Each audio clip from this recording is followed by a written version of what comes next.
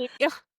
Welcome, everybody, to another episode of Get Your Popcorn. I've got a very special guest today joining me. I've got KT from Movie Runtime, and we are reviewing the incredible film Sinners, Ryan Coogler's new Mm. project that was released in, I believe, April of this year.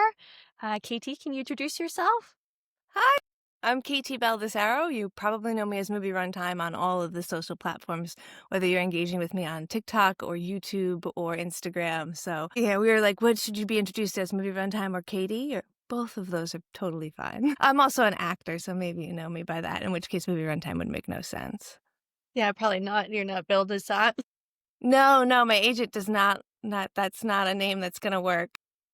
Great, though, on to be like Al Pacino, Movie Runtime, on the poster. I mean, Aquafina is a weird name too, so we're both from the same place in Queens. Maybe we'll just make it work. It's Perfect. memorable. Can you tell everybody about your background? So yeah, like I said, I'm an actor, a writer, a filmmaker, director. When you like movies as much as we do, and you want to get involved in making movies, you kind of have to be the head cook, the bottle washer, be willing to hold the lights, hold the boom mic, do some of your own damn editing, because nobody likes editing. I almost thought about becoming a color corrector this week because everyone I know is looking for a color corrector. I'm like, oh, that would be good jump security. So if it's involved with film, I like to do it. You probably may know me from background work because I do a lot of background work in Boston.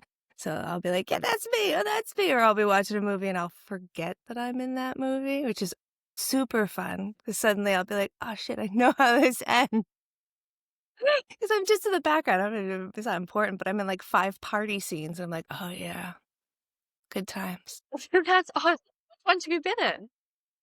God, I've been in all of the like Ted 2 and Ted On. A lot of Mark Wahlberg stuff because bless his heart, he keeps everybody in Boston working. The one where Yeah. he was the cop who like solved the Boston bombing, which is a stretch. I was in that one. My favorite one, I'm in Manchester by the Sea. So in Oh, wow. the scene where Casey Affleck gets punched in the face in that bar, there are 2 things you need to know.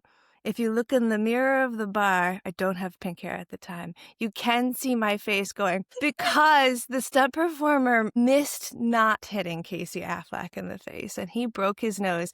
And that was a 2-hour day that I got paid 8 hours for because we all got to go home.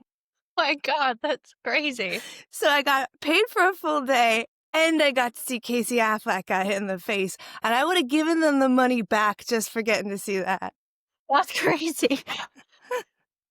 That's awesome. Oh yeah, and of course I'm in the Purge election year. I'm one of the Okay. Russian murder tourists in the Purge election year. So like I have the face flag painted on me and a little tiny hat. I got a great giant billboard in LA for that one. I don't have any lines. I'm just talking in Russian, but that was a real fun one. That's exciting. Yeah, good stuff. And then my own stuff, like I wrote Girl in the Basement, which you should see. I should promo my own stuff. Girl in the Basement is a 30-minute body horror that is on YouTube, and it's an interpretation of the kind of mindset that a person would have who indulges in anorexia. So this type A personality and how, like, we all know anorexia is a terrible thing. How do people fall prey to it? But interpreted through the concept of body horror, specifically, this woman is locked in a basement, and on the day, by a serial killer, the day the serial killer would have gone down there to kill her, he accidentally slips and dies on top of the opening into the basement where she would be to get out. So she is now trapped in there, and how does she get out? Okay, that's cool. Is that released anywhere? I'd love to It's see that. on YouTube. Yeah, that came out in 2015, so that's actually been out for a while. The whole thing is on YouTube. We'll put it in the liner notes. If you type in Girl in the Basement, it's hard to find the film now because Hallmark made a movie called Girl in the Basement like 3 years ago. So not that one. If it's got the guy from Breakfast Club in it, you're watching the wrong movie. When do you first remember finding your love of movies? Great question. Because I actually have a very distinct, and it's kind of funny because I perceive myself as not capable of singing, but the movie that made me think like this is it I have to be involved in movies, is actually My Fair Lady with Audrey Hepburn, and Oh, ironically, she's not actually singing either, so maybe I knew at a level, but when I was, like, 6 or 7, I saw that on TV, and I was just like, "Wow, this is so magical, so amazing, the costumes, the sets." I know I could've somebody could've showed me, like, Wizard of Oz or something, and it had been more cinematic because basically My Fair Lady is a play that's filmed, but that did it for me. oh, it's a good one. Yeah, and I think she's one of the nuns in The Sound of Music is her voice. Yes, yes, well, yeah, actually no, yeah, I think it is because you wanted it to be Julie Andrews who played it in, Broadway, but it's Mary something or other, who was Yeah. a smaller yeah. Yeah, I guess Audrey Hepburn is just so much, like, the concept of the silver screen, the cinema, this, like, amazing when actresses were, like, these huge, huge things, that Mhm. seeing her be in something is quite breathtaking. Yeah, absolutely, yeah, you just and they can do that, they're more flexible, like, "You don't need to sing, we'll just dub you, it's fine." It's still fucking Audrey Hepburn, and Yeah, people will still like it. I mean, she did the silly Cockney accent perfectly fine, that's a large part of it too. but better than when they just let the actor sing who shouldn't, like Russell Crowe in Les Mis, so, like, Mm, some people should mm, be mm. Too true, too true. And it is, they did do Julie Andrews totally dirty because they kept Rex Harrison from the original production, but then they were like, "Julie Andrews is a little old," and you're like, "That's such a damn double standard." So, yeah, as much as I enjoy Audrey Hepburn and that really hit me, I know that, like, that's not how it should have been done. but yeah, I think Julie Andrews would've been too powerful doing My Fair Lady, Mary Poppins, and then The Sound of Music. That would be, like, the trifecta of That's just how it be sometimes, you know? I actually didn't realize Angela Lansbury was also in that spectrum of, like, amazing vocal performances, gorgeous women from that time period, because she was the lead in Sweeney Todd, yeah. and that is a really hard score to sing, and she nailed it. Yeah, she's just like a teapot in my head, basically. Yeah, she's a teapot, and every time she goes to a dinner party, somebody dies. Those are the 2 Yeah. things I know about Angela Lansbury, but it turns out she was wicked hot, and she can sing. So is that's the movie that changed the sort of a concept of what a movie could be to you, or is there another, film in that, That's category? the movie that made me wanna be an actor. I would Yeah. say the movie that made me wanna make movies and start writing stories is definitely gonna be Reservoir Dogs. Yeah, I Oh, wanna say that it's Memento, but, like, no, I was well into my damn journey by the time I found out about Memento. It's Reservoir Dogs. I had oh, never seen a film. I actually turned it on and thought I had caught the end because this is when TV was just like TV and you had to turn it on and like you caught a movie when it was on and you didn't know how far it was in because you couldn't pause it.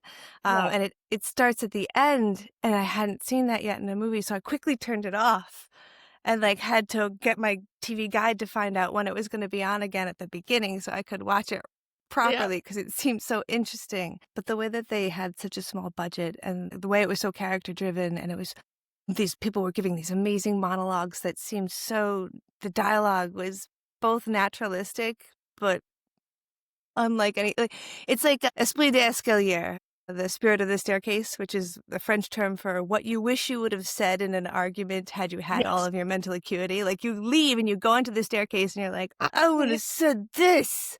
That's what Tarantino sounds like to me. It's like everything I wish I was saying without going into that Aaron Sorkin period where you're just like, "No one is this smart." This Yeah, is too stupid. yeah, yeah, I totally I think that they're, like, for me, like, Sorkin is just, like, like a business casual, Tarantino, like Yes. Yeah, I think so. Well said, well said. corporate, Tarantino. I love Reservoir Dogs. Yeah, I love Tarantino's I mean, he's kind of like personally, I think he's kind of a seems terrible, but I love his writing. One of my favorite movies ever is True Romance. I love Have that. you read the original script as compared to what actually got filmed? No, because I think he wrote it in, like, non-linear, I think, right? And then they deconstructed it and moved it. Is that what happened, I think? I'm not entirely sure. There is a version that you can read online, the shooting script that they used. Just, it's a lot different than what winds up. I mean, a lot of this stuff is going to be ad-libbed because his characters, his actors are amazing. But it's sometimes I'll buy a script because I'm curious and I'll Yeah. compare the two and I'll be like, damn it! So lightning in the bottle is the actor ad-libbing that you're like, Yeah, that's got such a good cast. I love that movie. What makes a movie good to you? oh, man, that is a really wonderful question because have I host a podcast called What If I Don't Like It? And in Yeah. that podcast, which we were going to have you on, we're going to do a Yeah. podcast swap. So if you're listening to this, viewers, and you're like, this sounds interesting, well, get ready because we'll be doing this together. I take people and I ask them to look at a movie that they haven't seen yet, but they perceive on a level that either it's got an actor that they don't like, or it's in a genre that they don't like, or there's just something about it that's kept them from seeing it. We talk about that. We watch the movie, and then we see if the prejudgment was correct, if maybe it wasn't. And like, I'll be honest, sometimes we're right. The movie's terrible, T to B. It doesn't hold up. We don't know why. But usually we look at a movie that some people say is good. Like, I'm never going to be like, let's see Serbian film and see if it's like, it's garbage, T to B garbage. No one should like that. And let's not talk about it. Let's not give it more of a platform, right? So when I think about what makes a movie good, I am well aware that like there are axes that we're going to be on. Like, some people don't want to have it be really mentally challenging all the time. Sometimes I want a popcorn movie. Sometimes I want to be like in the thick, writing notes down, being like, wait a minute, is this now? Is he alive? Is this a Jacob's Ladder scenario? So what makes a movie good cannot be defined Yeah. for everyone. So when I say what makes a movie good right now, I'm saying literally just for me Yeah. personally. What makes a movie good is uniqueness. I am so tired of knowing where stories are going. We watch so many movies. After a while, I can watch like the first 3 frames of some movies and then be like, fuck. I have Yeah. sat down in movie theaters with people and said, as long as this isn't what this is about, having seen not the trailer and just knowing the title, and been 100% correct. Like Shutter Island, I sat down for Shutter Island and I said, oh, fucking Christ. If this is a goddamn Jacob's Ladder scenario crap, I will lose my mind. 2 hours of my life wasted. Yeah, it's the plot twist everybody saw coming, even me, and I'm not generally like, I think there's several different, like, intersections of, like, movie fans, and I was chatting with have you chatted with Brian from Midnight Film Reviews at all? Mm, a little bit, yeah, but not on a face-to-face. He's, like, 2 minutes into a movie, he's like, "That's the end," because he comes from more of, like, a writing background, but I, like, come from more of an acting background, so I am mystified a lot of the time. I'm like, "Wow, that was crazy," in terms of, like, plot twists and stuff, and I'm like, that's my, like, big sort of blind spot is this I'm not necessarily able to pick that out as easy, but even Yeah. myself for Shutter Island, I was like, "Oh, okay, well, he's, like, a patient here, that's what's happening." There's only so many places this could go. And it's not even like the twist or seeing the ending coming.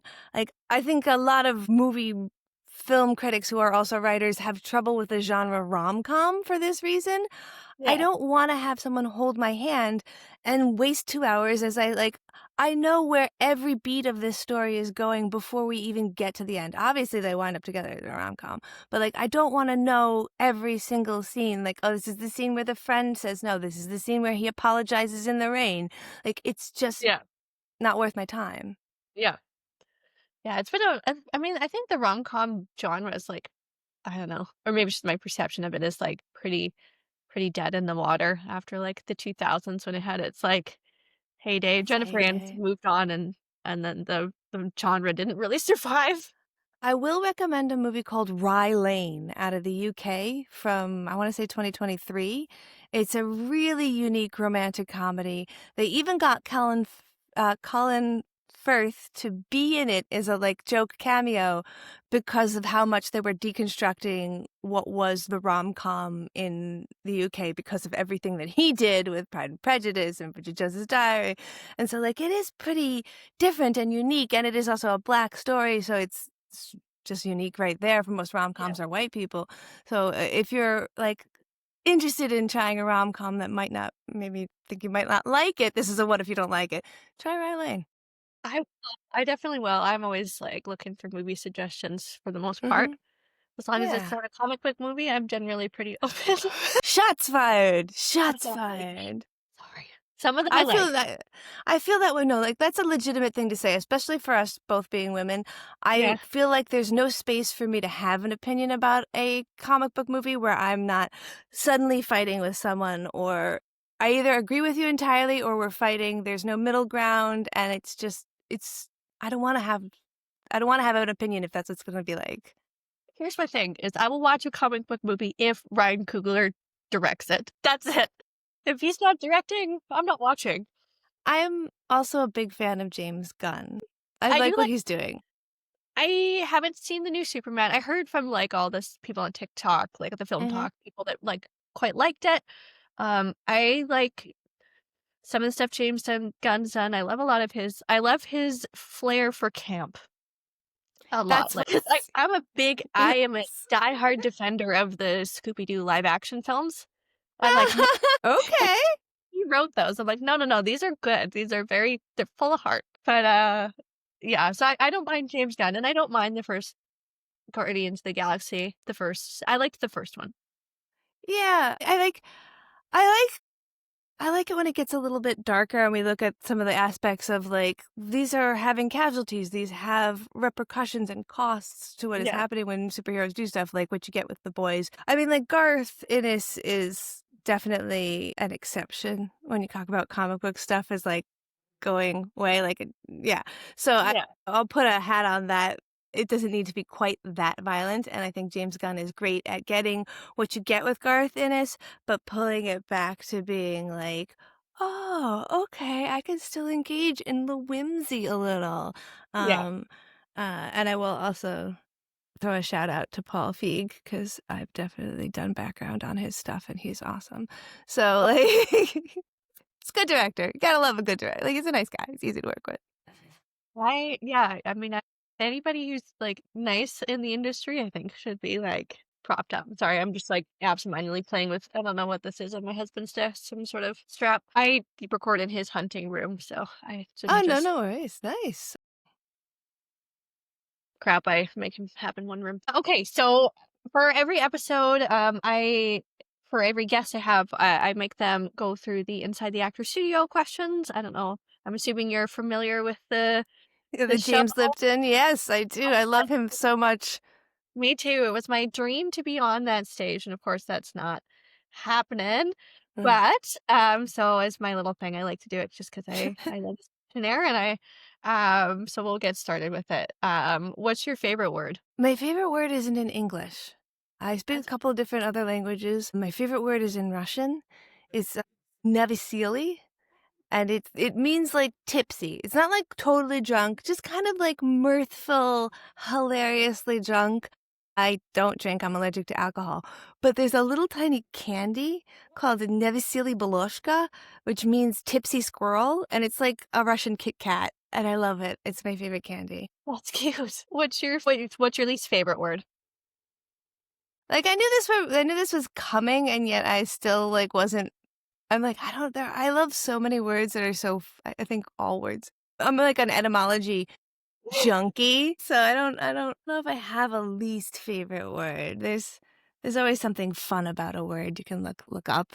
What turns you on creatively? I think cheerleading. I love when other artists cheerlead each other. I'm always there to cheerlead my other artist friends, even if it's a medium that I don't participate in. Like, if that's what you do, if you're doing musicals, I will show up to your musical. Like, I'm very Dudian about that. Like in The Big Lebowski, when his landlord is doing his ring cycle, and he's like, "I'll be there, man. That is me. Whatever bullshit you're doing, no matter what, I never want to have you perform to an empty room so you can know that I will always show up somehow."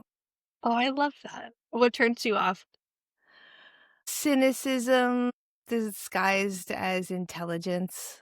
Like, Mm. whenever you're trying to work on a project and people are just pointing out everything that doesn't work, I feel like if you're gonna say one negative thing in a creative effort, you need to also offer a solution. Otherwise, You're just there to tell us why we can't do what we're doing. Yeah. What's your favorite curse word? Again, it's not in English. I think I'm gonna have to dissect because I couldn't pick between my favorite curse word in Russian and my favorite curse word in Korean. Because my favorite curse word in Korean is actually a curse. It's shibanya, which is like cunt and bitch rolled together into one, and it's just Love it. it's a mean thing to call somebody. My favorite curse word in Russian is hilarious because it doesn't totally translate to English. It's tumbla, which literally means nightstand. And you're like, nightstand? Yeah, it means someone who is wider this way than they are this way, like a nightstand. I just think that's so creative. That's so funny. I haven't heard that one before. Yeah. You have to be careful because it's whimsical to us, but it is truly insulting to a Rush. Don't Somebody told call me someone that casually. if Either of those things. somebody told me that, I wouldn't cry, so I won't be throwing that around. I would be like, wow, you're so creative. Even if that's true about me, what a unique thing to say. Whereas, like, no, that'll get you punched. Yeah, you found a new way to hurt my feelings. Impressive. What sound or noise do you love? A sound or noise do I love? I love this. I want to say something like purring kittens, the sound of rain. When you start up Dark Souls 1, it makes a like sword unsheathing noise, like a shoo shoo, and that used to scare the crap out of my first cat. So every time I'd turn on the game, he'd shoot out of the room. I love that noise. So funny. What sound or noise do you hate? The sound of children whining or high-pitched voices or uptones. Yeah. I have trouble watching movies where all of the characters are children because of this exact reason. Oh, so Nosferatu must have been brutal for you. Those kids were, like, so annoying. They whined, though, and when the one girl died, I was like, "It's fine." Like me and my husband were like, everybody's like, you haven't seen Disney's blah, blah, blah. And I'm like, You're like, because I "No, can't that's not." stand it. I used to teach children too. It's just very loud. I have like synesthesia, so it makes my nose feel like I'm smelling something burnt when children are screaming very loud. Fair. What what profession other than your own would you like to attempt? People always joke with me because we'll be talking and I'll be like, oh yeah, that's like when I was blah. And I've had like 40 professions in my life because as a background actor, you're always gigging to keep yourself available to do 6 months or whatever, a couple weeks here, a few jobs there. So I'll do literally anything under the sun. I want to say if I wasn't doing this, I would probably have dedicated myself more to circus work, which is what I used to do. And I used to teach circus. I got a little bit injured over the last couple of years, which is why I started movie runtime, because I wasn't being as physical anymore. I was watching a lot more movies. But I would be more into the aerial silks, and I would have dedicated myself to more of that. Oh, cool. What profession would you not like to attempt? Obviously, I think people are hearing that I shouldn't work with children because that's Yeah. going to be a problem for me.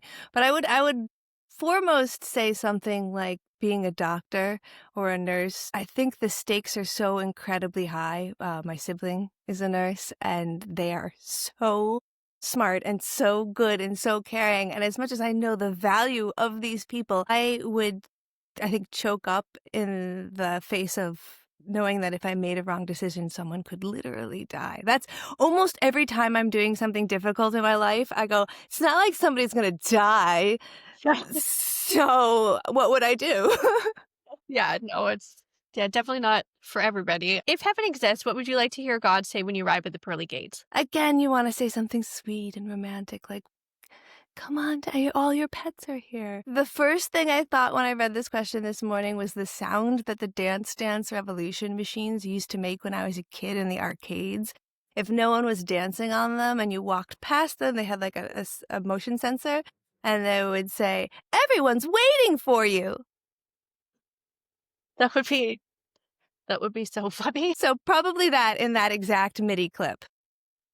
I wonder if they'd have like the arrows too, like that you have to jump on to get up there. That would be really fun. Yeah, how much fun would heaven be? Because right now, as advertised, not that fun.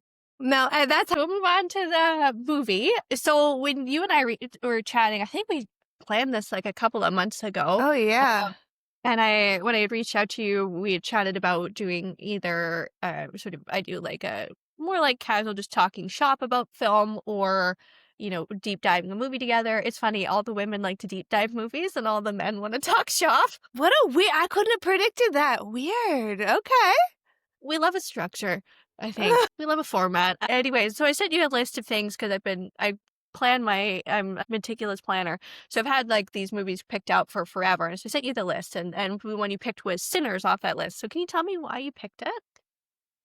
It is a movie that I went into kind of being like, "I like Ryan Coogler. It's a vampire movie. Let's see how it is." And then I didn't stop thinking about it, I think, every day since. Like, every day there's something that you're like, "Ah, shit, Sinners." So, it's amazing how much it stays with you, and it has rewatchability in a way that films didn't have before, and it had different formats of seeing it in a way that films haven't had before, where suddenly I know friends are like, we gotta go see this in the IMAX format. I'm gonna go see it in D format. People are seeing it as many different ways as they can, like they did back when we were like, I'm gonna see Titanic 15 times for some damn reason, even though it's exactly the same experience. It made me want to stop and take note. We watch so many movies. Yeah. How many of them do you just watch and then like, there are a few, I'll put them back on again and be like, I've seen this. Yeah. So yeah, they really, really stuck with me, and it feels really important as someone who loves to make horror movies to see this film come out. It seems like we're starting to have a tide turned in the way that people take horror movies seriously now. Yes, I think we've hit the trifecta of the substance, Nosferatu and Sinners in the last year that have really elevated horror. And I think Robert Eggers is doing a damn good job of, trying to pull critics into horror. So we don't have that many horror specific directors that aren't more like in the B genre, I guess. Yeah, I Mhm. felt the same thing. I kind of went into Sinners blind. Initially, I saw the preview of it when I went to go see Nosferatu at Christmas, and the marketing in the movie was weird because they didn't like I felt like they tried to market it as an action film almost. And so Mm. I was like, because I got all these at least with the preview that I saw, it was like the shots of Sammy and then as, spoiler alerts, everybody, Michael B. Jordan, like, as he's, like, having his machine gun going towards the Klan was, like, the cut shot. Yeah.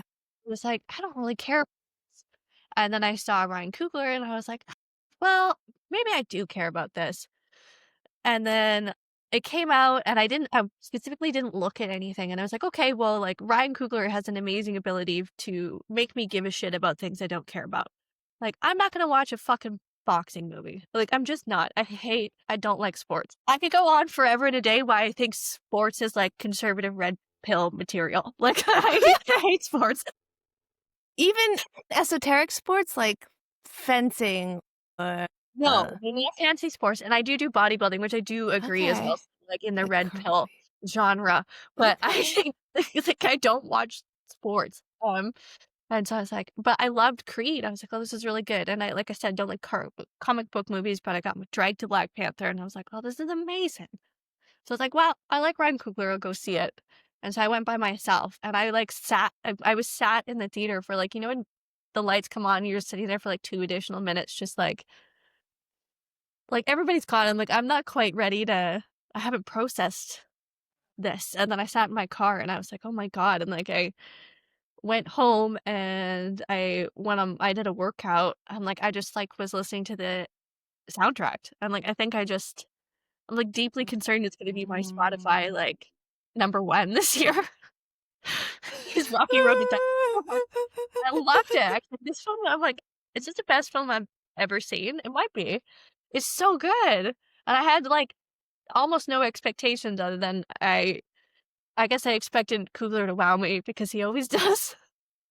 I think the lack of expectations, but the trust in knowing that, like, even if the context isn't something I normally care about, I agree. I was so done with superhero movies when Black Panther came out that I was just like, okay, Yeah. everyone said this is different, and I we'll trust them. And then I came out of it like, oh yeah, this is what they used to be like when these movies were good. So again, when he was doing this movie, I thought, like, cool. I usually, spoiler alert, hate vampire movies. Don't like, I love Lost Boys. That's an exception. But for the most part, I find vampire movies to be a little bit not my favorite genre. I think mostly because people get so into sexualizing the vampire and wanting the vampire to be like the good guy that I just like, like, he's a monster. You stop trying to have sex with a monster, please, and focus on the monster part. Like, I might have been biased if I'd known how much of a vampire movie this was. I knew there were some vampires. So whatever, it's fine. I have done a Dusk Till Dawn episode on What If I Don't Like It with my sibling Kit, because both of us watched that movie right up into the point where it becomes a vampire movie. We never saw the vampire part of the movie. We watched just the first part of the movie because one of the characters screams the word pussy 3 times. And we were watching it with my brother, and he took the VHS right out of the TV, and he's like, no, you're not watching this. You're both like 13. So sitting down for this movie, I was immediately like, we doing a Dusk Till Dawn. It's going to take half the damn movie, and then it's going to be vampires. And hating Dusk Till Dawn, I was really like, okay, fine. And then by the end, I was like, how did you do it so much better than a guy who I normally like, but this movie I hated? Okay. Yeah, it's so for pre-production notes, a lot of good stuff actually on YouTube that Warner Brothers posted themselves behind the scenes stuff for this. And there's like, I'm only going to, just because there's so much to the plot that we're going to talk about, I kind of condensed stuff quite a lot. So I'm just going to hit the main beats just for anybody who's listening so that we're not here for 4 hours. There's tons and tons and tons of stuff because I think they're highly wanting to promote it. But the idea for the film came to Coogler when he was visiting a plantation in Georgia. He'd never actually been on a plantation. It reminded him of his uncle who had passed away that he was really close to when he was a kid, who was a sharecropper, and they had quite a close relationship. And one of the things that they bonded over was their love of blues music. And he was listening during the process. He said that he had sort of stuffed down that grief was his uncle dying. And he was listening to the blues, and he heard a song called Wang Dang Doodle, and it sparked the idea for the film. He incorporated his own relationships with his family in relation to his cousins and how he relates to them for the smoke and stack, almost framing himself as preacher boy, as well as stories from the people around him, his wife and different people, just their stories of how they where their families were at during that time period of the Jim Crow South. And he wanted to sort of convey a story of personal strength through oppression. And he wrote the script in 2 months between Halloween and Christmas. And in January 2024, the script was in development for the studios. It got into a bit of a bidding war between Universal, Sony, and Warner Brothers for distribution. And Coogler was managed to secure a historic deal of getting first dollar grossed, final cut privileges, which never happens to even some of the biggest directors. Well, you'll see director's cuts of Blade Runner and things like that. Like, giant directors don't get it. And then he has full ownership after 25 years, which is Warner Brothers agreed to the terms and they got the rights, which is just insane. And insane not only for a director in general, but like for, historic for being like a Black director being able to secure that much power in Hollywood, which is just incredible. Seriously. It's just good to get a deal like that. And I think that's part of why we feel like we can trust him, is because he is so into what his vision is that he's going to get a deal that he knows he can get a cut out at the end that represents what he is trying to tell us as a story. And like, they put out so much information about the way that it was shot as well. Like, they really, listening to him talk about aspect ratio and different film types, which you can do on Kodaks, is what they use. Kodak film, they use Panavision. It's awesome. He's such a nerdy guy. He is so in love with what he is doing. It's impossible to not get wrapped up in it and be excited suddenly with him about the way that the story is being told. It's Mhm. not just a great story. He's literally saying, like, the way we shot it, the colors we used, the place that we used, the costumes that we used, and it makes you alive in a way that you're watching the story more than you've watched any other vampire story before. It's so interesting that they, like, leaned into the director to do this PR campaign that seems so nerdy and film forward, and it worked so Yeah. well. Yeah, we love people doing passionate shit, and it shows up on the page.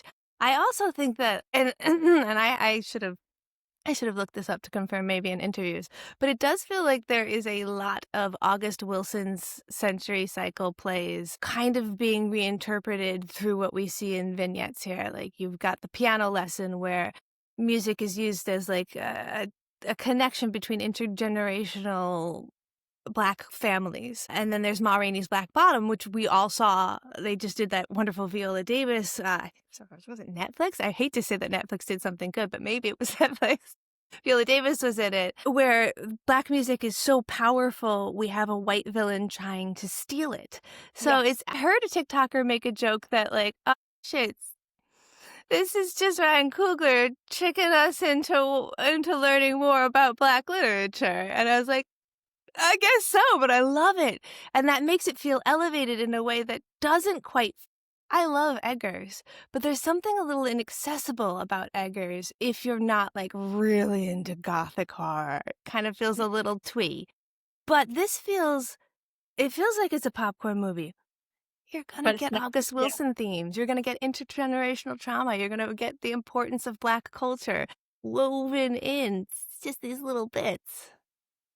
Yeah, it was it's insane. It's such a yeah, and I totally agree with you too, like, with Eggers and Nosferatu when they're discussing some of the stuff to do with, like, feminism and whatever, like, you have to go into it being like, "Okay, what are we doing here?"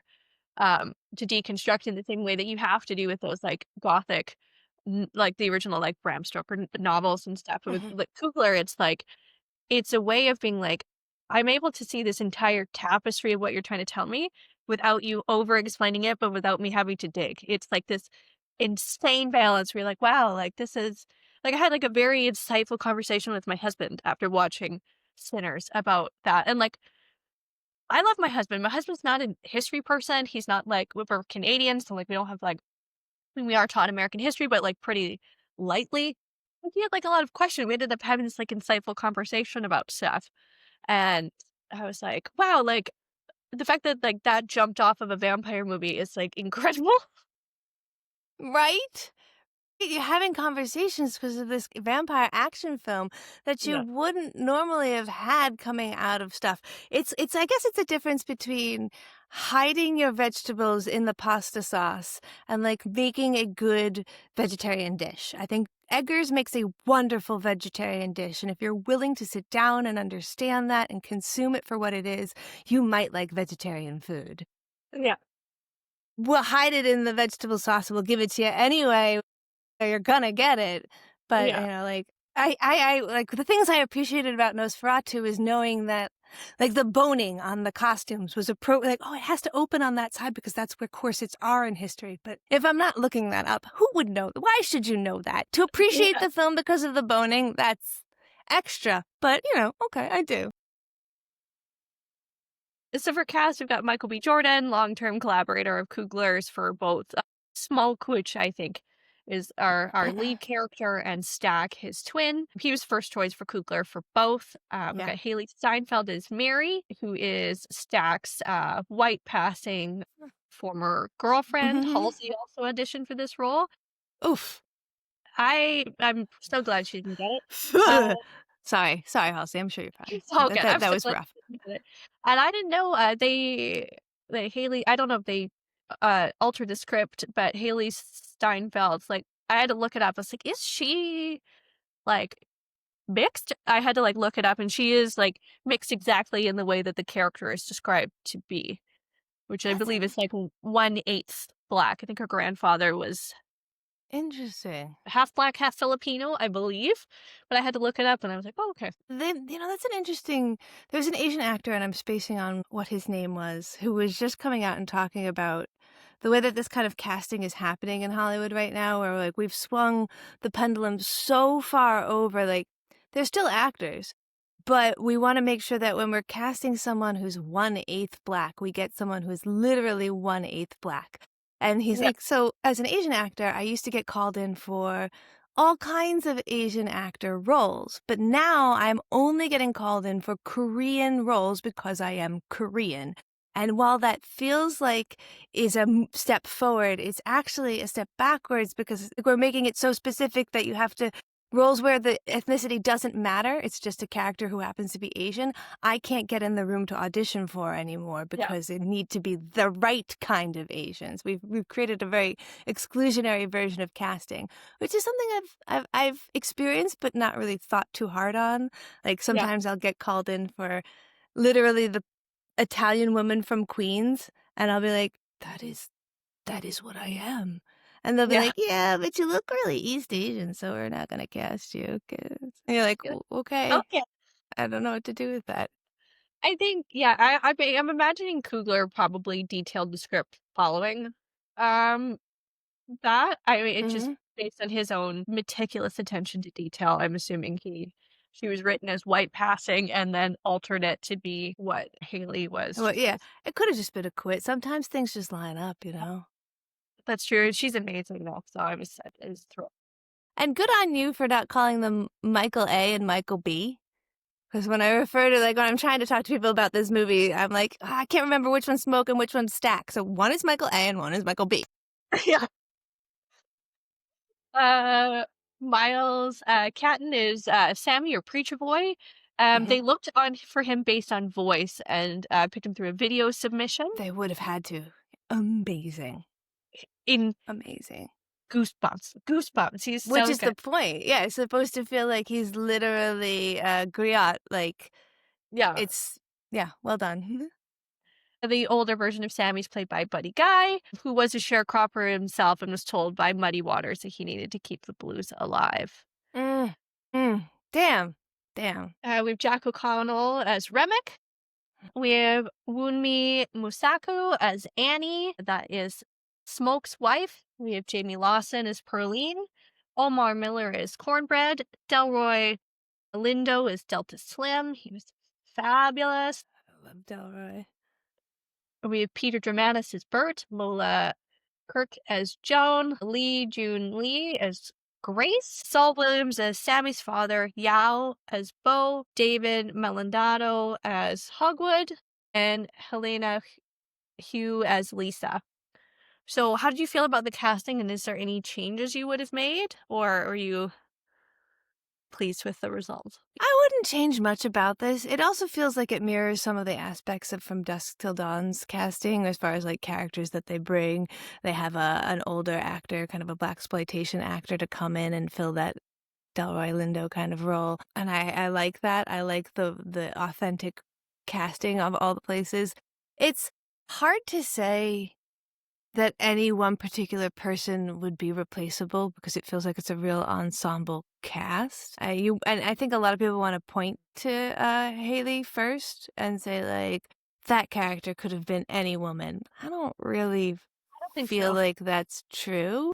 I think that they did a wonderful job in playing that. I mean, I th I don't think that that person's gonna I don't think she's gonna get nominated for any awards, but I don't think that that's, a limitation. Maybe the character's just too incidental to the story, it doesn't pull forward to the front enough. But yeah, like, I feel like if I were to say someone should be out of this cast, I would be nitpicking. I mean, you get stuff like, the actor who played the Jack Connell? Jack O'Connell for Remmick? Yeah. I mean, he suggested the song that they wind up singing, the Wild Mountain Thyme, Yeah. that Irish folk song. That was a traditional Irish folk song that he knew and brought to the story because of the juxtaposition of how it's like this really loving story, but it's really creepy when you sing it like this, which is everybody in a horror movie loves. So like, ooh, take a nursery rhyme, but make it creepy. So Yeah. like to say that, "Oh, well, he could have been a different actor." Well, if he was a different actor, we would have lost that aspect of the film. So I think that each one of these actors were invited by Coogler to touch the story in a way where if I really like this story as it is, I should be leaving the damn actors alone. Yeah. Totally. For the production, like we discussed earlier, it was shot on 65 millimeter film using IMAX and Panavision 70 cameras. The Mhm. film changed aspect ratios. Did you watch it in IMAX? I just have like a local theater that I think that's from the 70s, maybe Yeah. 80s. So like it's very standard. There's two screens. And so I didn't get to watch it like that. Did you watch it in you said you watched in the different aspect ratios? I did not get to watch any because I have a neurological disorder that prevents me Oh, from seeing things in that aspect ratio. I get very dizzy, and that I have a type of migraine that throttles the basilar artery in my brain, and it looks like I've had a stroke, and I can't see or talk for like a oh, day. So, no, I can't, but I had a bunch of friends who went, and they told me what it was like, and, I talked to a bunch of people who went to 40 showings of it, but, yeah, if you shake me around while you're showing me a movie and you make lights flash, like, I'm gone for a day. you made a really great video about what what aspect ratio is and how it changes through centers. Can you explain a little bit about that just for everybody listening? Absolutely. So we're talking about having seen this in our local theater, which is probably, if you're listening to this, the way that you saw it. You saw it digitally projected, which meant that it was no longer on film at that point. It was sent as a digital file that was sent to your theater. This is really easy for them to get it. I went to go see The Substance once, and they had not downloaded the file yet. They forgot. So it took 2 hours. They gave us all food court coupons and told us to come back later. So, like, it is a digital file that most people are playing. And what that means is there's going to be a very accurate experience. We're all going to experience the same thing. That aspect ratio is 2.76 to 1. And that makes that like long kind of YouTube video. When it's in IMAX, it's closer to a 4 to 3 ratio or a 9, was it 1.9 to 1? That's if you're watching it in like, so if you're in New York and you're in that one theater where there's 42 theaters and an arcade and 7 escalators, and it has a really fancy, because you have to have a specific projector. So the people were talking this morning. Paul Thomas Anderson announced that his next film will be played on VistaVision projectors. The Brutalist was shot on VistaVision. This is the first film in a long time. No film has been projected in VistaVision since 1969. I think it's One-Eyed Jack or something like that. And so people are freaking out because they're like, oh my God, Paul Thomas Anderson is actually going to project the movie in with using a projector that was made for the way that the film was shot on the actual film at the actual ratio, which means you're going to get the colors, the depths. You're going to literally see what he saw when he shot it. There's Yeah. no changing of that. There's no lack of that. What is important for Sinners is there are points in Sinners where they shift aspect ratio, which is something I have never seen before. And you do experience this a little bit in the digital version, in the scene where the singing happens. First of all, his magical voice just transports you, but all of a sudden it kind of opens up. Because what we're talking about here is more height, because we've got a kind of like cut scene. And go and look online and see actual frames where they'll show you this is what it would look like here, this is what's being cut out, and this is what you're missing. And so when you get a wider shot of something, you feel more open, more exposed. There are different things that it makes you as a viewer feel versus like when you're really close and very tiny and what that could be saying to you. So we're starting to talk about when you use a camera, what the cinematography is doing to tell a story. And especially in horror movies, this happens where like you can feel beats because like, oh my God, is this a shot of somebody's looking in a mirror in a bathroom? Because the next shot is going to be so like the Yeah. way that that is set up to tell us how, oh my God, our character is caught in between a doorway. That means they're trapped in life. These little like weird things that Coogler is making us consume as an audience, whereas normally we've been allowed to just watch a movie and not think about it. He's like, dude, you're going to experience it. All of a sudden, this kid sings and the frame opens up. So not only is the singing hitting you, you're feeling like, oh my God, I'm being transported. It gives you a frisé on your arm thinking about Yeah, it. totally. Absolutely.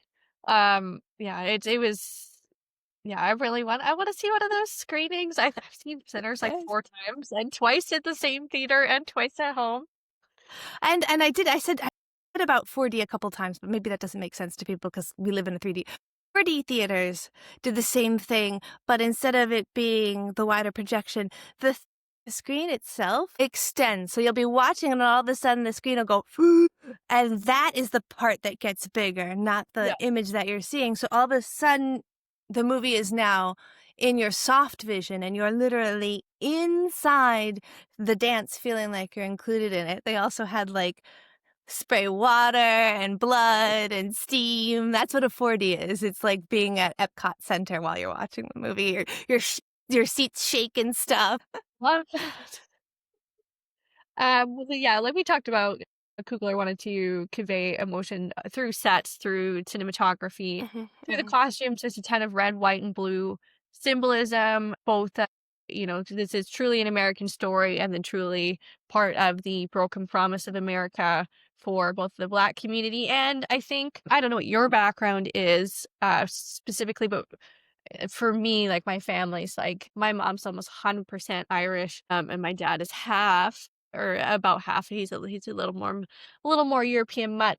But the what I found so interesting about the film was the thread that they managed to sew through the experience of a Black story and an Irish story, and the how that there are so many points of intersection between the two cultures, and then how one has managed to just completely sort of in the last, I'd say, 50 years, and probably since JFK was elected, managed to just skirt itself into whiteness. I think I yeah. JFK was our way in. So I said earlier that I'm from Queens and I'm Italian, and if Yeah. people know anything about New You York guys are City, like, you're new to white too. so if you know anything about New York City in the 70s when my parents met, only group that hated the Italians more were the Irish, and they would fight all the time. My mom is so Irish. Her name is Patty Ann Lynch. Oh my goodness. Her mother is Mary McKenna and Arthur Lynch, and every single one of their Irish daughters married an Italian man. My father is Yes. Gerardo Baldassaro, Gerard. So I know what it's like to be white, but like when you get really into white groups, like my husband is English and German, there's like this white Anglo-Saxon Protestant version of whiteness that's like, I've had people tell me, quote, "You're really fun to be around for how ethnic you are." Um, what? What does that mean? So, I mean, we used to have signs in the United States that would say no blacks and no Irish. So, Yeah. like, that it was a wonderful decision to, interestingly, like, the devil will always tempt you with something that feels like inclusion. Yes. And that was what makes this such an interesting, like, oh yeah, I can see these vampires.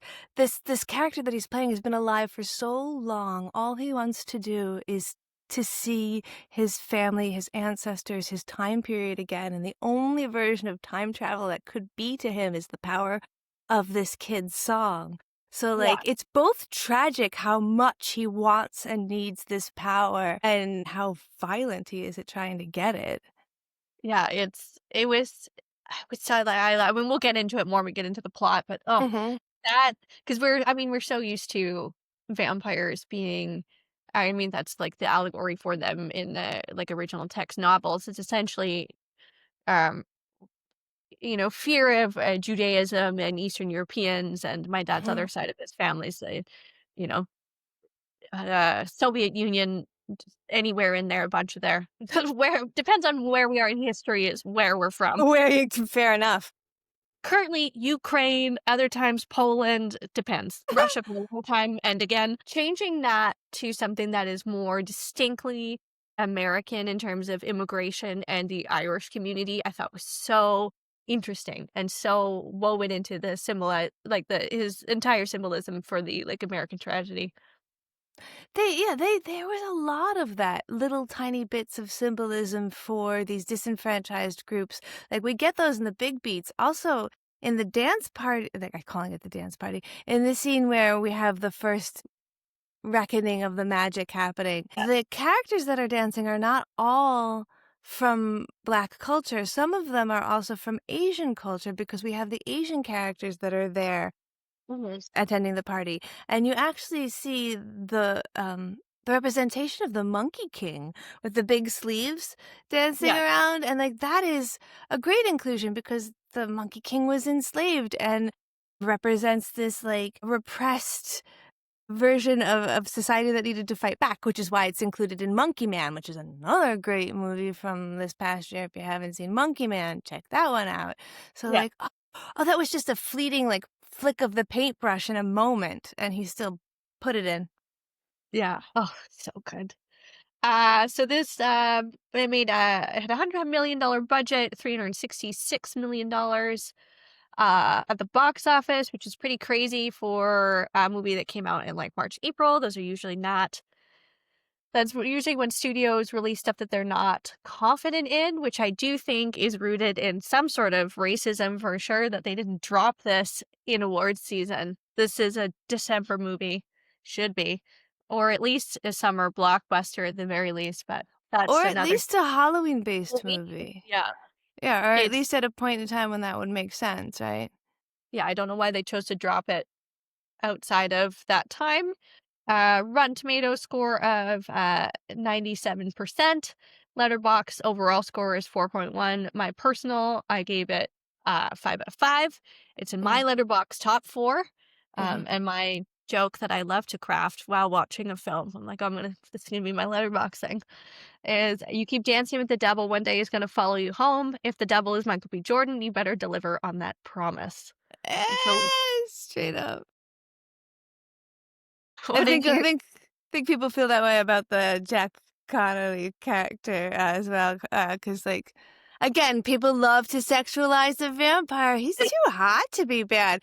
I swear to God, there are like, you watch bugs near a hot, like, light, and you're like, "How does that moth just keep flying directly into the light?" And you're like, "Oh, yeah, this girl over here is trying to freak the Nosferatu from the Edgar's version." Like, dude looks like at best my dad on a good day with that mustache. I go. I'm gonna tangent back for a second because we were talking about how the drop time on this is curious because it is weird. It is very weird. I mean, Feels racist to me. it's what we call dog whistle racism, the kind of racism that is clear, but Yes. you can't quite totally put your finger on it. April is my birth month, so I will admit I got to see this around my birthday, which was fun for me, but I know that it's not a regular time to release any kind of movie of meaning.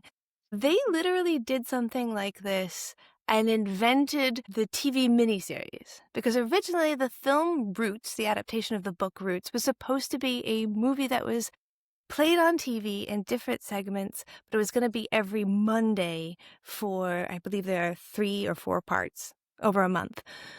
Because of racism and because executives were like, I don't know about this movie that's all about slavery. Let's just tank it.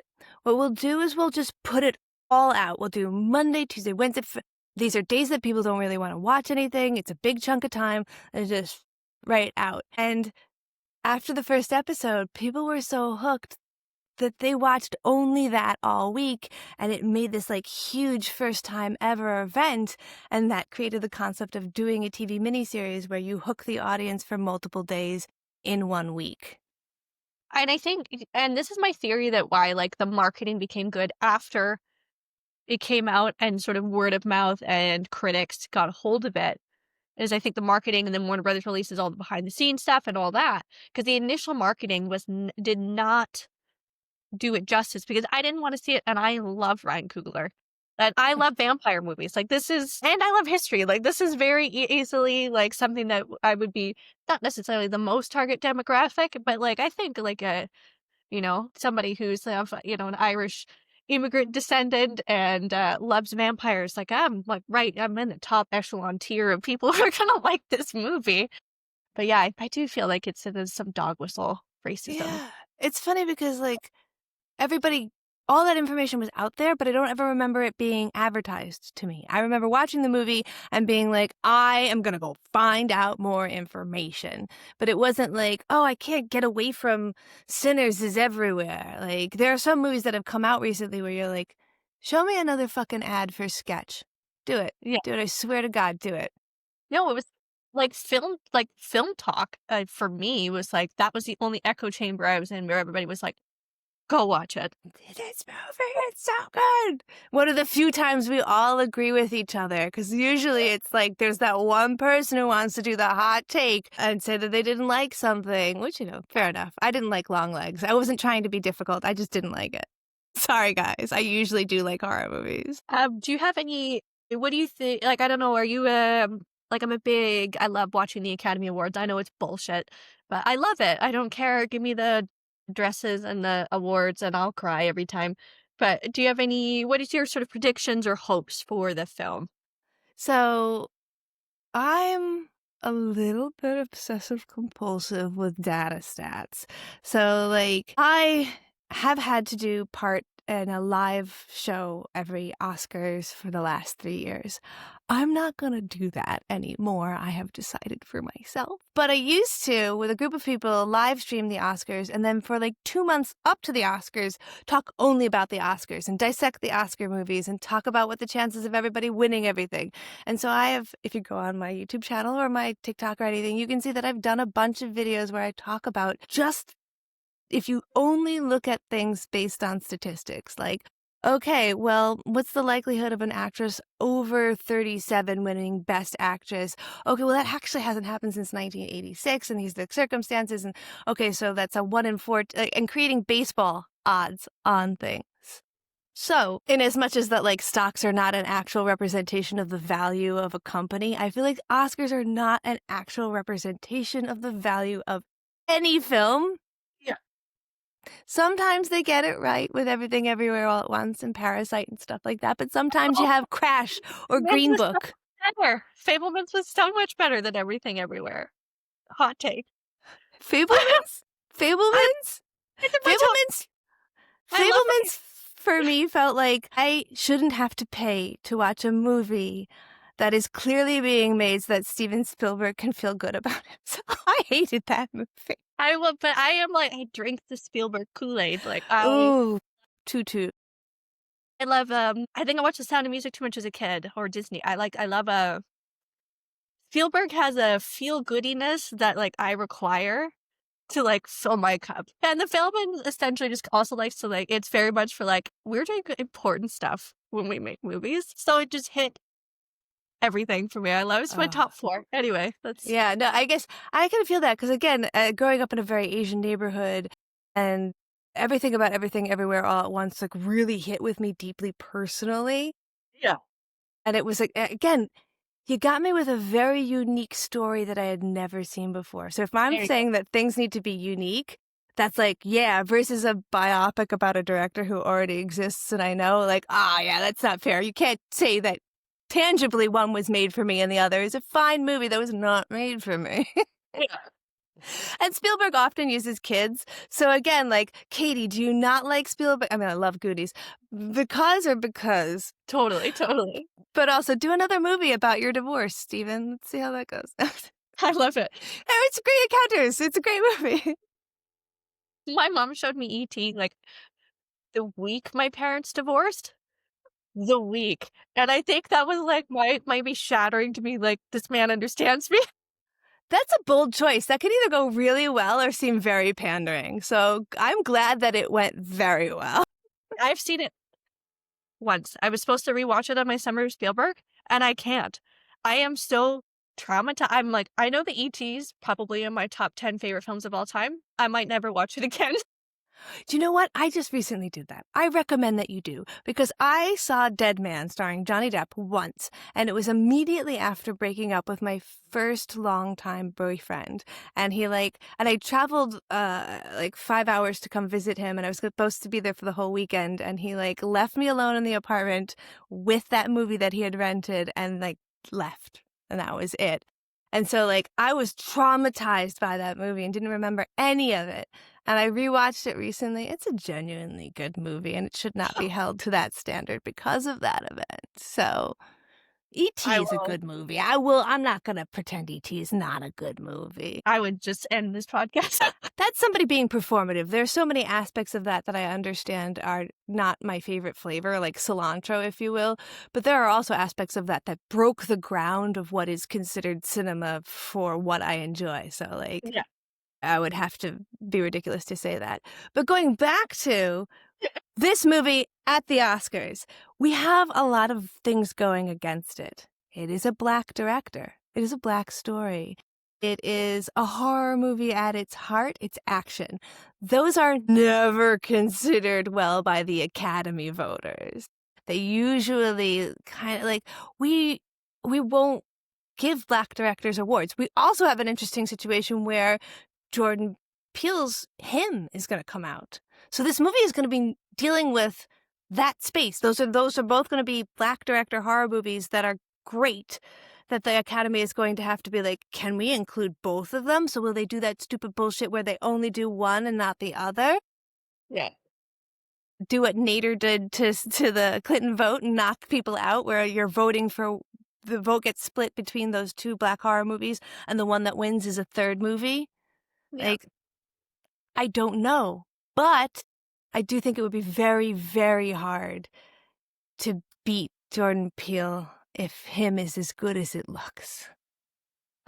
My prediction is it's going to color purple, like the 85 version, where it'll just get like a slew of nominations and no wins.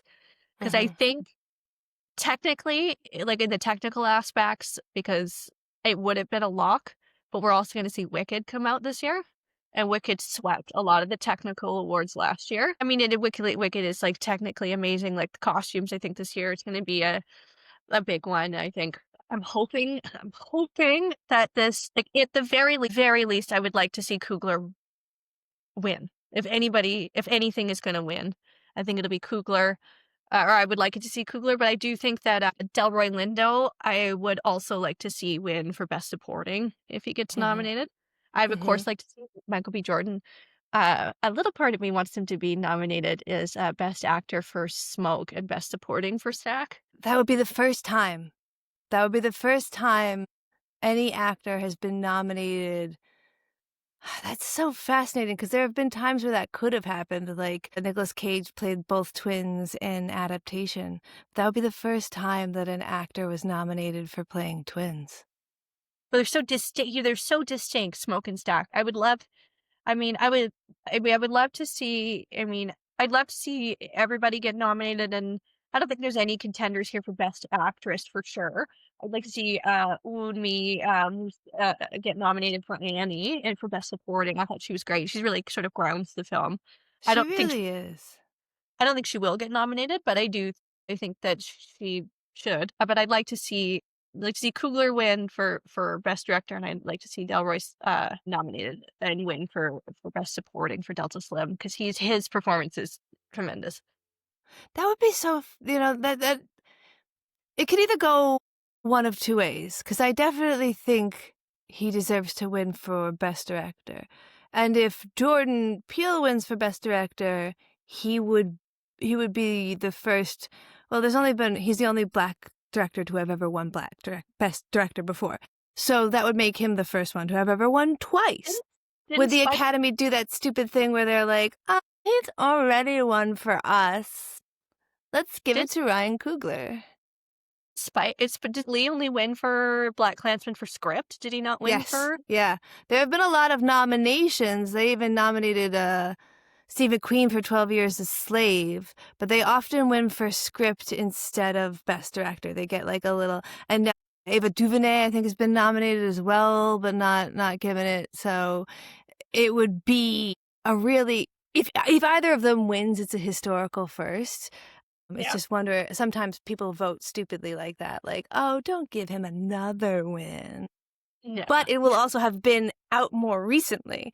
So there's that thing where like Academy viewers can only remember the last thing that they saw. So like, Yeah. yeah, they gave Monkey Paw gave him a better release date for the Oscars than Sinners got. Yeah. Totally. Well, we should probably dive into the plot here. I think our episode. Ah, yeah. So the opening narration, we see this is sort of set over some animation. Mhm. There are legends of people born with the gift of making music so true it can pierce the veil between life and death, conjuring the spirits of the past and the future. In ancient Ireland, they were called Philae. In Choctaw land, they were called firekeepers. And in West Africa, they were called griots. This gift can bring healing to the communities, but it also attracts evil. So then we cut to the only scene that was kind of promoted in the marketing, which is we see Sammy, our main character, completely disheveled, holding a broken guitar neck, stumbles into a church on Sunday, um, and he's holding the guitar in his hand, and the music kind of swells. We see like a Rosemary's Baby, like or not Rosemary's Baby. Which one is the one that intercuts? Exorcist. The Exorcist, like weird subliminal shot, and then we cut to black and it jumps back. How did you feel? Like, were you? How did this opening scene make you feel? Are you kind of like, oh shit, here we go, or You know, it's feels pretty standard for a lot of horror movies now to do the, like, quick tease. You have to kill somebody or do something a little bit violent in the first 5 minutes to get our audience to buy in for sitting as long. So they didn't quite kill anybody. We didn't have our Drew Barrymore death at the beginning of Scream where you have to just kill somebody famous in the first 5 minutes to get us involved. We didn't see vampires right away. And it's fascinating because there was this weird Mandela effect, where that's how the movie starts. That's how the movie starts. I know there are different aspect ratio versions of the film, but that's how the movie starts. When it came out on HBO, they didn't change anything about the movie. But there was this whole subset of people who swore to God that the movie started with the scene of the vampires knocking on the door in the house and the Native Americans seeing them. They thought that was the initial opener scene. They swore to God, up, down, left, and center. They said they re-edited it for HBO. And I'm like, no, this isn't. okay. Some people didn't hit record on their viewing experience for like another 10 minutes. So that is how the film starts, but apparently didn't stick with a fair amount of people. Crazy. I didn't know that. It was not in my algorithm. I had to get into it was in my algorithm because somebody came on that video about the aspect ratios being different to be like, "Did you know that the HBO version is different?" And I was like, No, 7 hours of Googling later and watching it myself. No. No. that's crazy. So then cut back 24 hours. Sammy comes in from the picking cotton overnight, and he discusses sort of everything with his father, who's wanting him to, stay within the church, and he's discussing how he wants to pursue music, and his father's very against it, saying if you keep dancing with the devil, one day he's going to follow you home. We then meet Smoke, or the Stack twins, which are Sammy's cousins. Smoke's real name is Elijah. The only person who ever calls him that is his wife. And Stack is Ellis. I don't know if we ever hear it from anyone but Annie either, because she's not about their bullshit. And I like that about her. Yeah. Yeah, I do like that. I'm not calling the two of you Smoke and Stack. Come on. So they returned to their hometown after working up in Chicago for the Irish and Italian mobs, respectively. They've robbed them both, blamed each other, and took off with the wine and whiskey, which this is, of course, during I believe, the Prohibition era or close to it. Mhm. It would have been here. We had a slightly different timeline for our Prohibition than you guys Oh, did. okay, yeah, yeah. We do things like you guys, just slightly different timelines. And they are buying an old mill. We meet Hogwood, who's selling the mill. He's a former clan member. He denies that the clan is still active. The twins purchase it with cash and say, if you or any of your clan buddies show up, we're gonna kill you. So don't come back. So I thought we should chat a little bit about what the clan looks like at this time, just because there's many iterations of the clan. This is in it around the time of the birth of a nation version of the clan. This is, the clan in which we see it today, which is plainclothes clan. We're seeing they're no longer are we hunting in white hoods, but these are everyday faces of people in the communities that are powerful members that are still enforcing this almost I mean, still violently, but also silently through a lot more of like systemic oppression at this time. I mean, that's at least what from what I've learned. I'm not from America, but I do partake a lot in your history books. Sounding accurate is no complaints here. And I think that choosing that time period really works for why it resonates so well, especially for American audiences right now, even though it is technically a period piece, because we are seeing a resurgence of this behavior of the literal Proud Boys. This is again kind of what Germany is dealing with again with neo-Nazism coming back. This like, are we for real doing this? Are you honestly gonna be saying that you're part of the Klan and you're proud of it? You're not wearing a white hood, which is the traditional indicator, but you're wearing a like belt buckle that has a symbol on it, or a tattoo that has a. So there is this like projection beyond obviously looking a certain way. I do feel like you can see what a racist looks like, and they usually let you know. Yeah. So, yeah, seeing that representation was a great way of it being like, yeah, I know this is a period piece and this is set during temperance and prohibition, but is it really a period piece? Yeah. Do you know something embarrassing about the Proud Boys among everything else about who they are as people? Yeah, right. They got the title from a deleted Aladdin song where his mother, who is a character, sings, "I'm proud of my boy." And they thought it was erasing male whatever, pride or whatever the fuck. That's where they got it, is a deleted song from the 1992 animated Aladdin. I kid you not. I heard that on Blank Check, like a different podcast, and then I looked it up and I was like, holy fuck. Anyway, That's among amazing. That's amazing. I fall into this chat because my cats will do this thing where they stand up really like alert and I go, look at what a proud boy, and I'm like, no, no. Proud yeah, cat, that's it. That's all they are.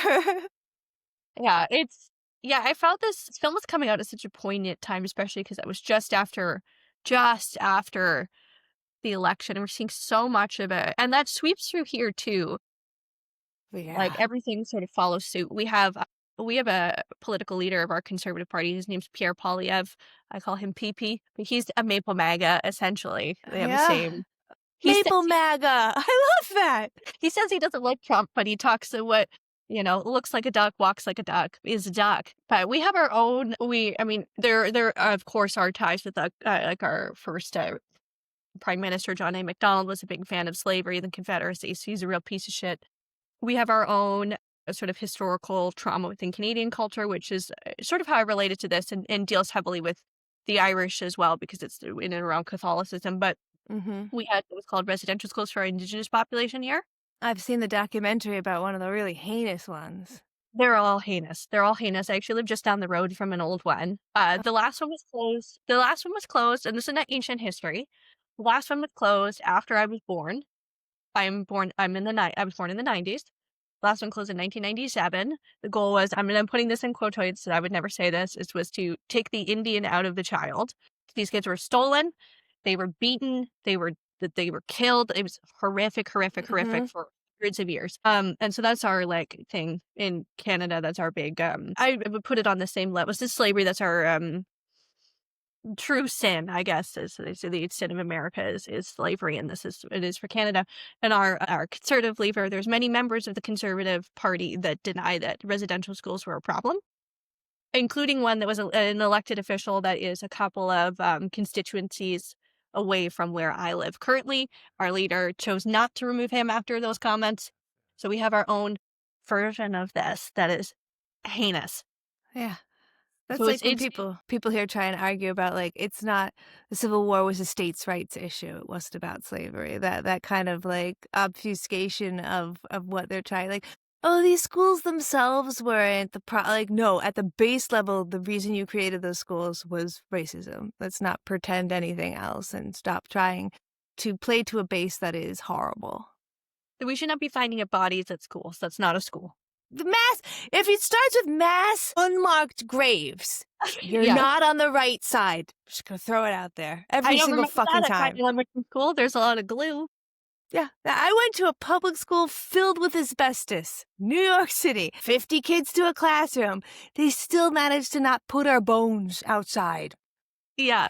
Yeah, absolutely. Yeah, and so it's like that's I think what it was like such a poignant time for it to come out because it's just in like that first 100 days of Ugh. this never-ending alternate timeline we seem to be on. Hellscape, yeah, it does make it feel like this movie came out 7 years ago. Yeah. What happened? It's April? What is that? 5, 6 years ago? So the twins are planning on turning this old mill into a juke joint. It's just a grand opening. So they decide to split up and prepare. I'll divide it into just 'cause it's easier to follow one twin at a time. So we follow Smoke. We travel to the town with him, and he's getting the assistance of his friends Bo and Grace, who are a married couple who own two separate stores, one on each side of the town. One is clearly for the white patrons, and one is for the black patrons. And they are a Chinese couple, and they are able to sort of walk sort of between this like both metaphorical and actual physical line between the two Mhm. stores. He commissions Grace to make the sign for the Juke and to buy the supplies from them. He then goes to his estranged wife Annie's house and lays flowers on a little grave outside. Which it was clearly a child. We then meet Annie, who is selling remedies, practices traditional voodoo, which Smoke dismisses because it didn't save their baby. Despite this, he still wears the necklace that she gave to protect him.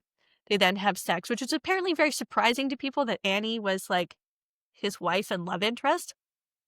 I saw people were like, "What? I didn't see that coming." You're like, "How did you not see that coming?" I Okay. I mean, watch the movie. rhetoric online of people being like, "Oh, I thought that was his mom." I'm like, "What?" Had people in talkbacks about My Film Girl in the Basement after watching the whole movie say, "Why was the serial killer her dad?" And me What? be like, "What did you fucking watch? Where did you see that? Point to a frame. I need to know so we edit it out because it's not her dad. They don't even look alike. Fucking Christ, he's ginger-haired white guy." So some audience members are gonna get lost. And let us not reduce ourselves to explaining everything for that audience member. No. And then we'll cut to Stack. So Stack picks up Sammy or Preacher Boy, kind of learns about his musical talents, and is like, "You got to play at the Juke." They go to a train station to recruit Delta Slim, who is sort of a local drunk but amazing blues musician, and he's pretty unconvinced, but he is able to be convinced with the promise of unlimited Irish beer. Who is it?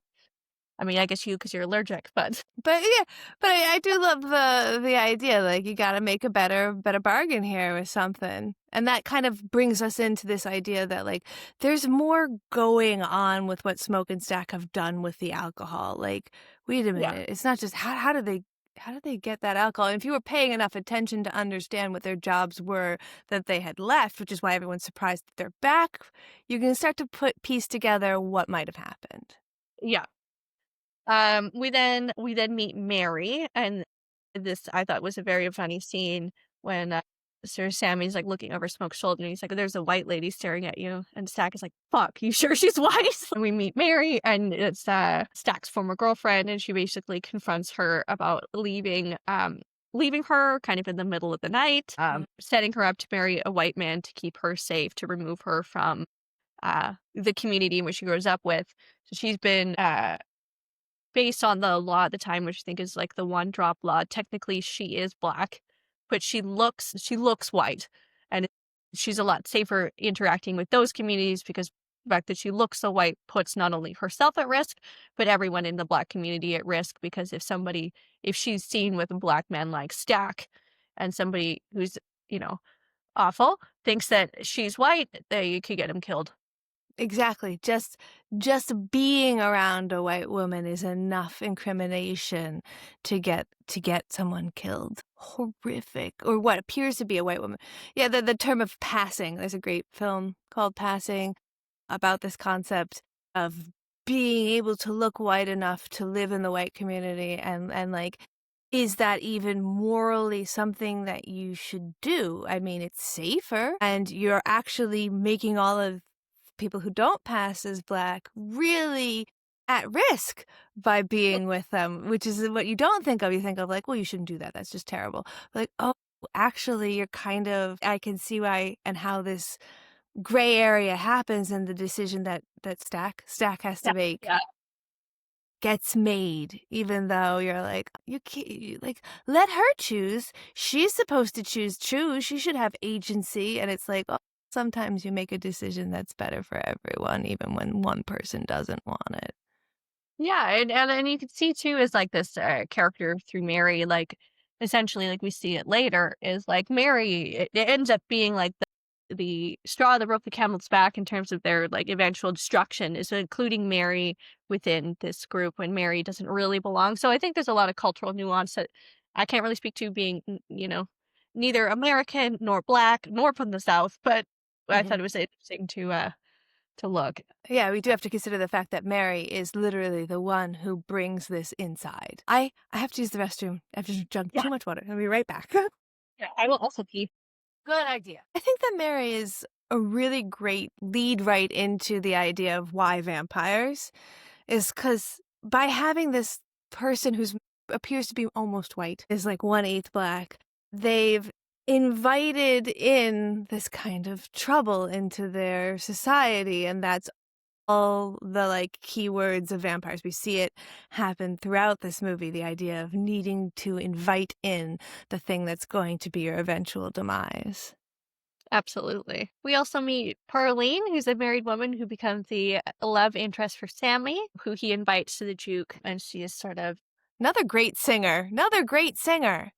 my God, I love that song. Hmm. Yeah, I like that little storyline. Like, there's not much to it. I just think it's very sweet. I mean, I guess despite the fact that she's, cheating on her husband, but I really like it.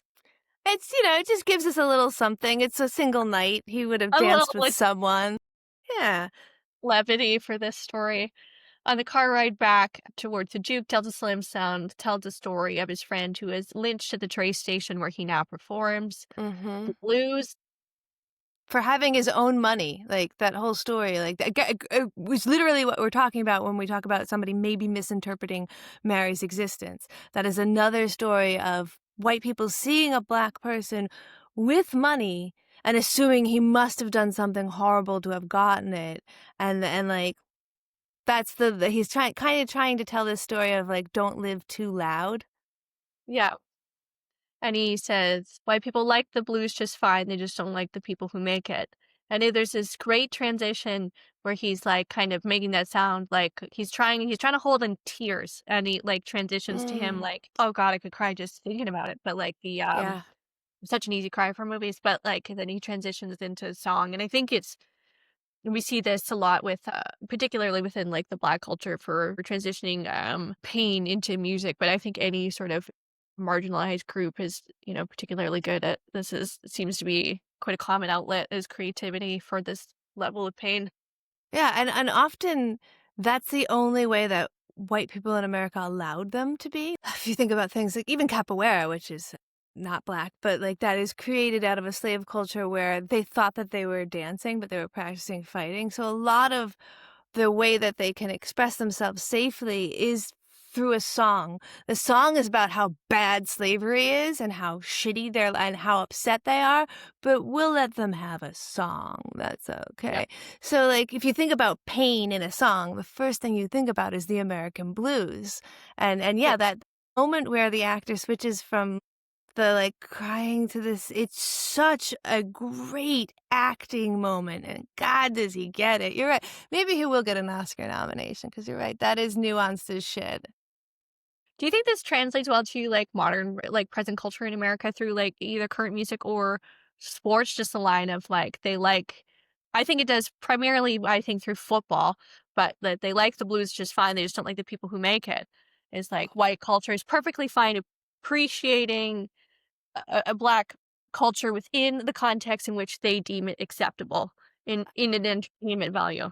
Oh my God, cultural appropriation in a nutshell in that sentence. I mean, the fact that we have Twitter and Black Twitter, the idea that like often things that happen on Black Twitter happen before they happen on regular Twitter because we're just appropriating everything from there. It is an interesting idea because ultimately at the heart of this movie we're talking about Black culture Black music, Black art, and it's a director who wants to share it with people and talk about how generationally this is important and it tells the story of our people and it doesn't get told unless we share it repeatedly and we sing it out with our souls.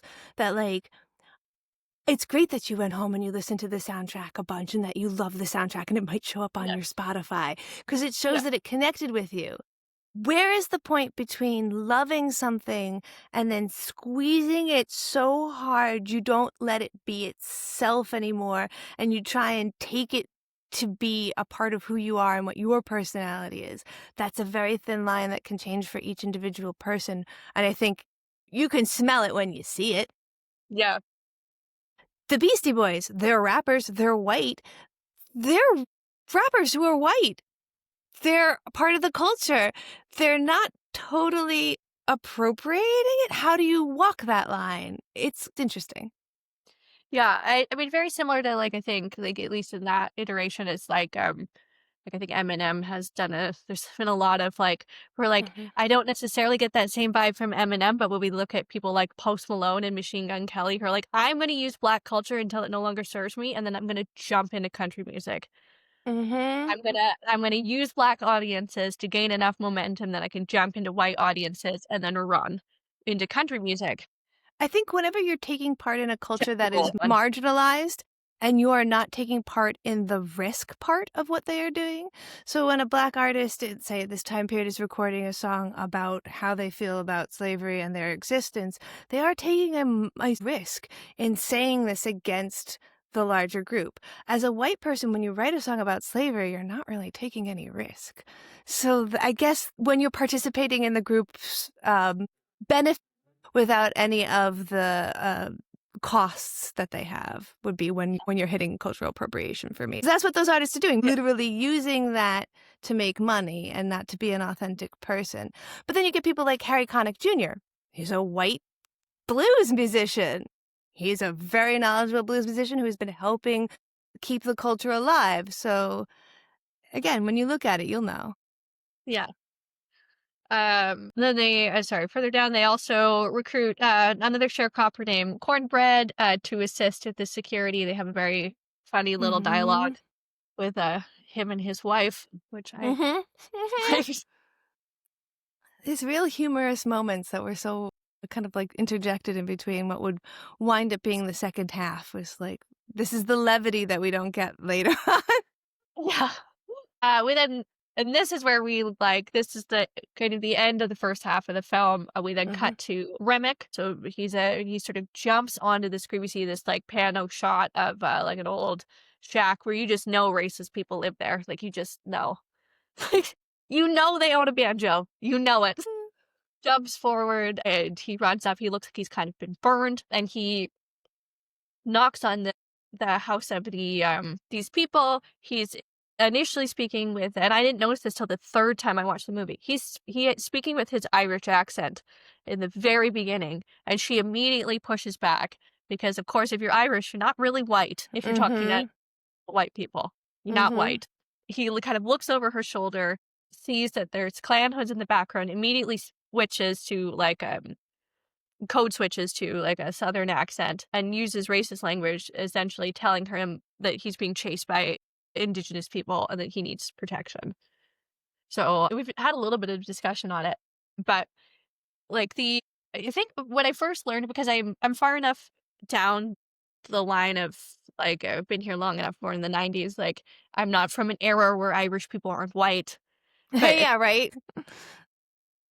certainly it is. But going back even just as far as watching like The Godfather when, there the discussion about Italians and Irish people, I primarily through, like I'm a big fan of classic films, Gone with the Wind through all of its faults. There's so much discussion about how Scarlett's family is, in the book particularly, somehow assimilated, but her dad's an Irish immigrant, so she's always this lower class, and there's this discussion amongst the northern women and the southern women in the latter half of the book where they're discussing the southern women are like how can you have because like the nannies of these people they're not mammies they're Irish girls that they hire and the southern women are like you let dirty Irish people into your house like Just like I like on the down of people that they like trust. They have people that they literally compare to animals, and they're like Irish people lower than that. Like, and it's just it's crazy. Like I don't know. It's interesting. Like I don't know. I think maybe Irish PR has been really good for us in the last 50 years, or like Let me tell you, the entire city of Boston showed up. The Boston and the Celtics, I think, have done a lot of work. The Departed, Ben Affleck, all of those movies. No. yeah, Yeah, that that's day has that. been good for our people. The Godfather is a great representation of the New York City that my parents grew up in. The love song from the first one is their wedding song because they're Irish and Italian, and they got Italian, together. Like, I think what's interesting is because even within Irish culture, you get a schism between those who are Protestant. Catholic and those who are Protestant, in which they would not want to have each other at each other's houses. I think the beginning of why maybe Irish people start to become not white, because English people are the predominant white, and English people started to really hate the Catholic Irish. So that's a like, oh, we got to keep those guys down because they're trying to take over the monarchy and take us apart. And then you have Italians are also Roman Catholic. So the hilarity of these two groups fighting is like, guys, you have a lot in Well, it's common. the thing with England that's nuts is like it came invaded, pushed Catholicism on us. Then they had a king who was like, I really like divorcing people, cutting off their heads. Switches the entire country to Protestant, and then turns around to that same country and says, "You dirty Catholics." It's like we weren't. They also did that. They did that same thing with the potatoes too. We all think like, why were Irish people so dumb that they only ate potatoes? And when all the potatoes were gone, like, no, the English put a tariff on the country and made it so that all of the produce and meat and shit was sent primarily to England instead of them, and they left them with Yeah, potatoes. there's no, there's no potato famine. It was just colonialism Racism. at best. Yeah, Yeah, this and that's these are these stories that are so culturally important and at the heart of Sinners is like it's so much of our lives is built on this misunderstanding and this racism and this sectioning that it makes a lot of sense that if there was something evil that had been alive for a long time and was born of humans, not like completely alien, it yeah, would be alluring and it would try and unite those of us who are disenfranchised. And so like God, it is really tempting to see how the devil fell from heaven and being like, I don't know, this guy to tangent one further step. If you yeah. read the manifestos and some of the stuff of the Unabomber, he seems pretty reasonable. And you're like, no, yeah, I don't like big corporations. And Jesus, it makes them really interesting. Wait a minute, we can't be bombing people, and we certainly shouldn't be eating each other's souls. But, like, I don't know. I'm starting to kind of agree. Maybe this is the right decision. I can see how it worked out for Stack and Mary to be vampires their whole lives and probably have a better life than they would have if they had stayed human.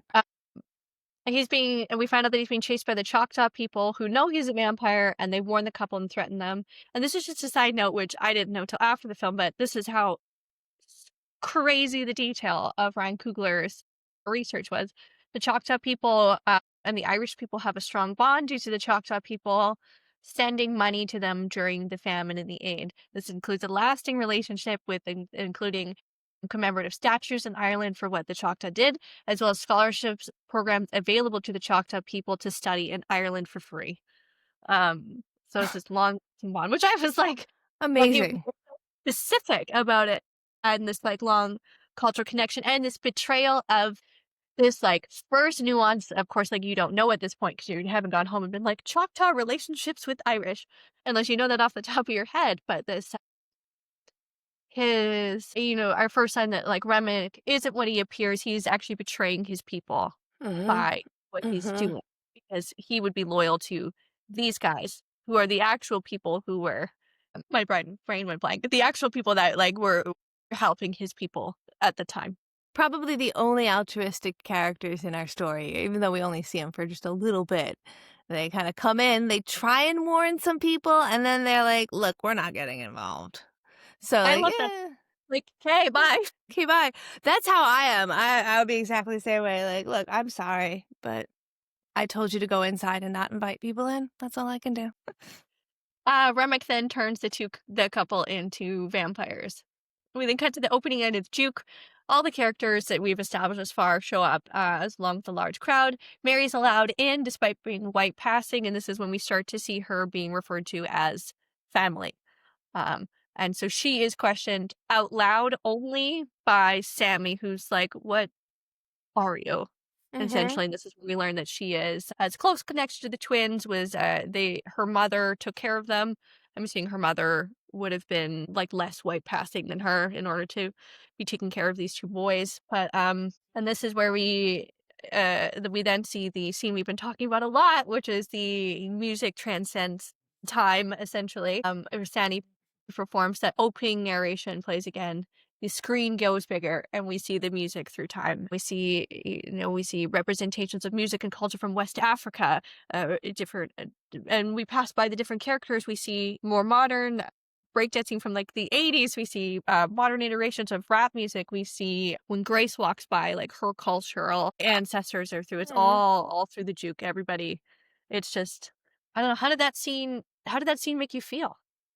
No way to watch it without getting a certain amount of, like, goosebumps of goosebumps on your arm and, like, engaging in a way that makes you buy into the scene.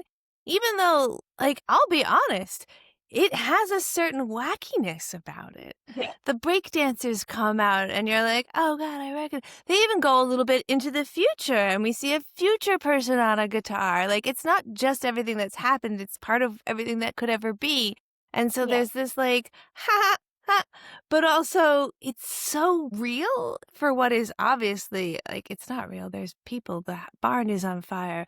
Everything is, escalating in such a way that it crescendos at the exact moment you decide to buy in instead of find this cringeworthy or awkward. I could not in a million years put my finger on how to replicate that exact Yeah. existence. And I think a lot of people might try in the future, and we might get a bunch of scenes that are like more than this, which is really breathtaking.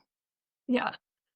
Yeah, it was incredible. I was like, yeah, I just and the way they do it, and it's like it's very similar to a shot that they do earlier in the film where they follow Grace through the Hmm. town, where we kind of follow sort of behind Sammy as he's like performing, and Hmm. it's just like expands out and out, and we see all this. It's I just was Oh yeah, the choreography on the camera work is. I mean, of course, this is a Panasonic film camera, so it's big. It weighs a lot. Panavista vision, so it's heavy. It's big. You really do need to be blocking where you're putting this camera if you're moving it because it's a lot to work with. But yeah, the deliberateness is there. It has its own choreography. yeah. We then cut to a shot outside through Remmick's eyes, and he sees the barn burning down with everybody inside, like you said. Just at the moment you're like really hooked, we see it. Yeah, 'cause that's what draws him in, the power is to then that's kind of the cautionary tale that, our character gets in the car when he's being told that story about, his friend who, got lynched, is like, "Don't live too loud. If you live too loud, you become a target, and people will see that brilliance, they'll see that vibrance, they'll see you winning, and that's when they come to take from you," and that's kinda what happens there. Yeah. That's like a So the foreshadowing. vampires, yeah, and I think, like, for me, it's like, again, spoilers to this entire thing, but I think for me, it was like I thought that maybe Remick was seeing the future of what the clan was going to be doing in the morning. That's an interesting thought. Because when you watch a trailer of a movie like this and you see a barn burning, your immediate thought is that it is burning because it's being burned down out of anger. But when you have a concert that is very good, people will use the euphemism, "We burned the house down." Yeah, So, I don't know if he's going for both or one more than the other, but yeah, it could be both. Why not both? it could be. Yeah, he could be just leaving it up for interpretation too. I don't think Yeah. they it always has to be a. I think that's what's fun about it sometimes. no, there has to be specific answers in art. How dare you have a different experience? Like, this is the thing. It's all opinion. So the vampires come up. They have their little pick, pour, rob, and clean song that they perform for the Smokestack twins, which Stack is loving. He's vibing to it, but Smoke says no, and they say, "Well, we just want to play." Like, and they accuse him of being like, "Look, like, if you come in here, you're white, something happens, like, this gets bad really fast." And Remmick is like offended that they think he's racist in the Jim Crow South. And, like, if you know any kind of American folk songs, especially if you know, like, Tim Erickson and Shape Note singing in America, you know that all of the lyrics are always set to be like, it's super upbeat, but usually are horrible when you look into what they mean. Like, it's very coded language, which again is through necessity. You don't want anyone to know what you're actually talking about. You're going to get in trouble.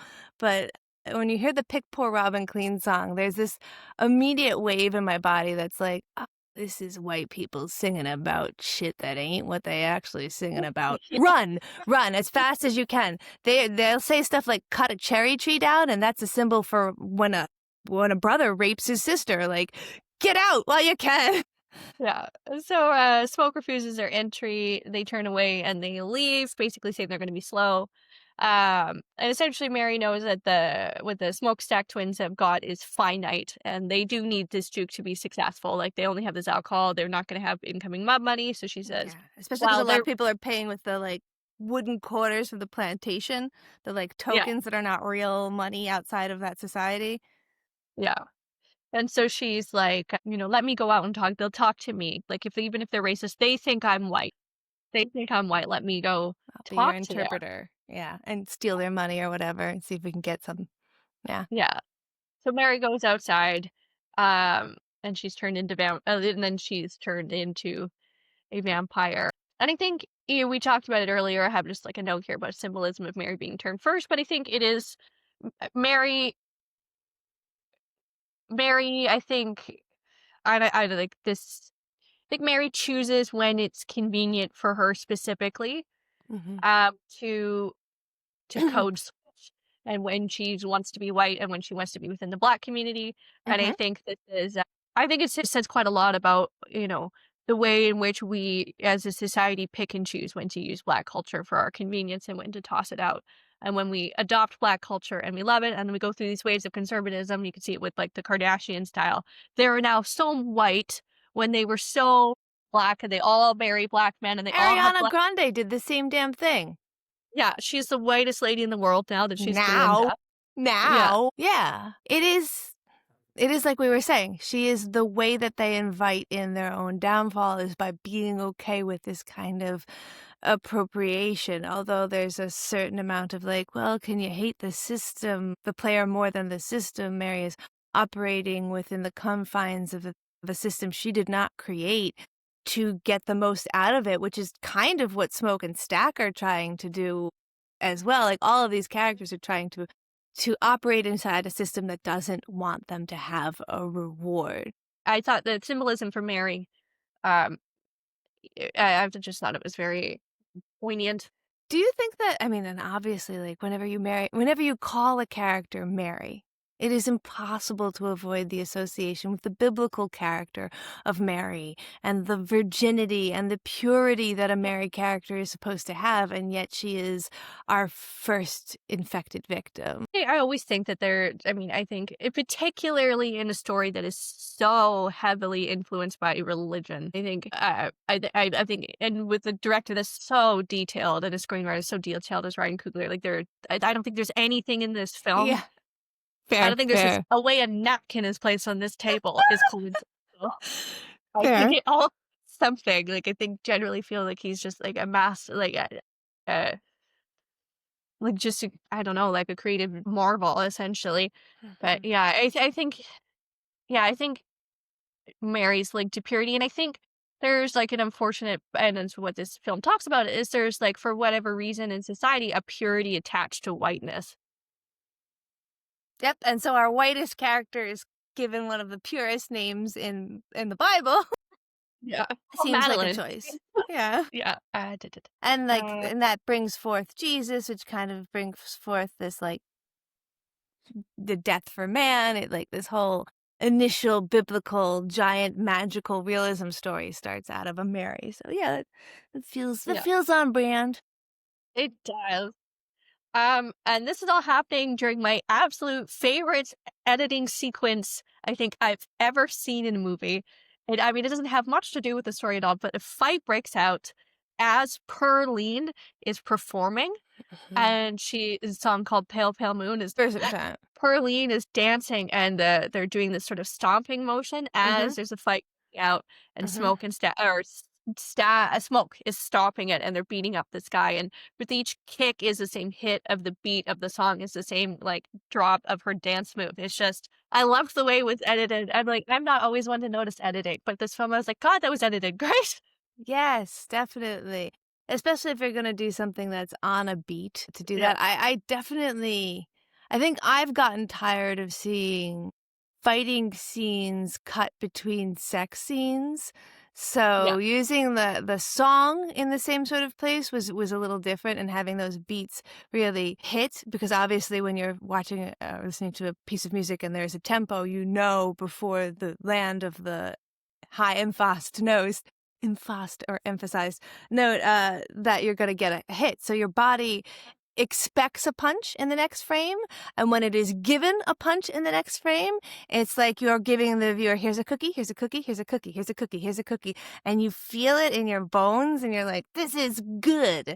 So yeah. I like that choice, and it didn't I was feel as locked in. trite as doing it between say a sex scene because there's the next scene where you have Mary and Stack going at each other, you could have had the fight a little bit more overlapping each other, and they don't bother with that.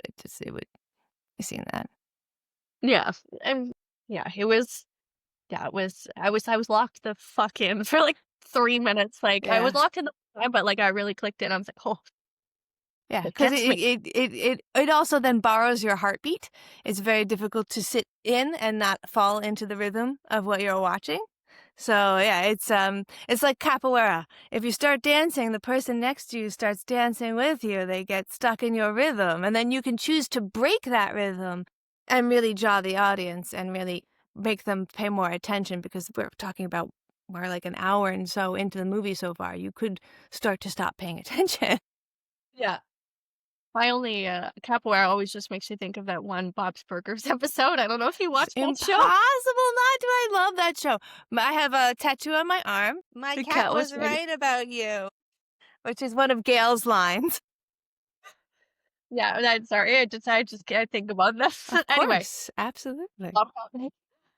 So Mary comes back in the juke after being sort of she, like, is invited in, but it's not specifically like, they're not super over the top about having her be invited in, but she is invited in, which is a Just common how you vampire. know if you weren't sure, because we don't see her get turned into a vampire, but that's how you know she's a vampire now. Yeah. And she seduces Stack into having sex with her. Sammy walks in on them when Smoke is sent to him to help deal with the fight. Sammy goes, I'm not dealing with this. He goes and gets Smoke. Smoke walks in, and by the time she comes back, she's uh, bitten Stack. He's bleeding out. She sort of jumps up and says, we're going to kill everyone, a last one of you. Smoke shoots her.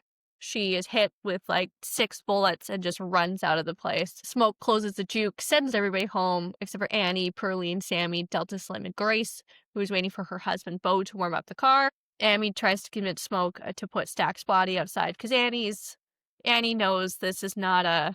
She was getting vibes from those from Remmick and his 2 clan buddies earlier, so she thinks something's up. He won't agree. He's like, "That's my brother. I'm not leaving him outside," but he agrees to lock him in the room. Oh, I forgot to mention earlier, Cornbread at some point when Mary was outside went to go for a pee, Yeah. and he comes back and wants in, but he can't seem to come inside without being invited, and this is where Annie realizes that they are dealing with vampires for sure. Like it usually takes our protagonist a second to be like, oh, vampires. No, she's just like, vampires. As soon as she gets enough of the information around her, she doesn't wait for people to tell her what she's seen, because she is a woman who's been alive a long time, and it's like, "I've seen shit" kind of vibes. Well, and I like it too, as I thought this was really interesting. I think in Hollywood, we see such a Hollywood whitewash version of, like, traditional, either West African, voodoo or hoodoo, Mhm. or stuff from Haiti. We see a lot of, like, it's intermished with just, like, whatever they think is Yeah, whatever they think it is, plus just elements that they think are spooky, yeah. and that's what this is. And this is, like, I think probably, like, the only example of it in film where we see, like, somebody's like, "No, it's the strength of this character is that she is very true to her roots, and the power in this film is her ancestral roots and staying strong to that, and not being, and not just defaulting as Christianity being that this is the go-to way to solve everything, which is generally what happens with vampire movies is like, well, we can't trust those spooky Eastern Europeans. Let's lean really hard into our Christian roots. And it actually leaning away from this, I think, was really interesting.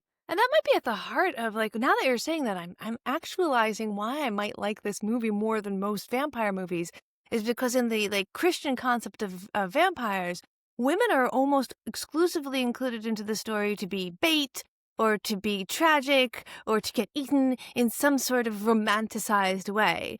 Whereas, like, West African cultures, Caribbean cultures allow for their women to be powerful, to be Mhm. magical, to be in charge. And so that's why it, like, oh yeah, we have those characters in this story instead of a bunch of characters that are just like a vampire, the vapors. Yeah. Yeah, it was I love that choice that they chose to sort of like just really flip a lot of the traditional Mhm. vampire tropes on their head. Yeah, Uh Stack then comes back to life, and runs out to join the other vampires, like you do. like you do. And then I think this is where we get the sequence of Rocky Road to Dublin as they're trying to, and this just I've seen hits, music videos that have been less compelling. it hit me in my DNA. I was like, because like we listened to, for me, it reminded me of Christmas weirdly, because we always listen to traditional Irish music for Christmas Mhm. time, like in my Mhm. family, because we're still we're, like, n not practicing Catholic. I think it's a thing. We're culturally Catholic. I don't know with your background, are you culturally I'm not religiously Catholic. Jews do this, and I think that Catholics we should start doing it too, where we're not religious Catholics, we're culturally I'm Catholics. I think Italians are Catholic in the way where we're like, we are for the food. I will keep every religious holiday that we have. I don't, the baby Jesus, whatever, but I better have the food. I'm in it for the food entirely. Whereas the Irish side of my family is like, we're in it for Jesus, so stay in it for Jesus. Although I am pagan myself, so where like, and my sister is converted to Judaism, so like everybody's something now. Whatever makes you happy. Yeah, we're just in it for the alcohol, I think, still, and the guilt. I don't know. You should go to Judaism. My sister says I've there's a heard lot of guilt. There's I've literally a heard chocolate thing they call guilt.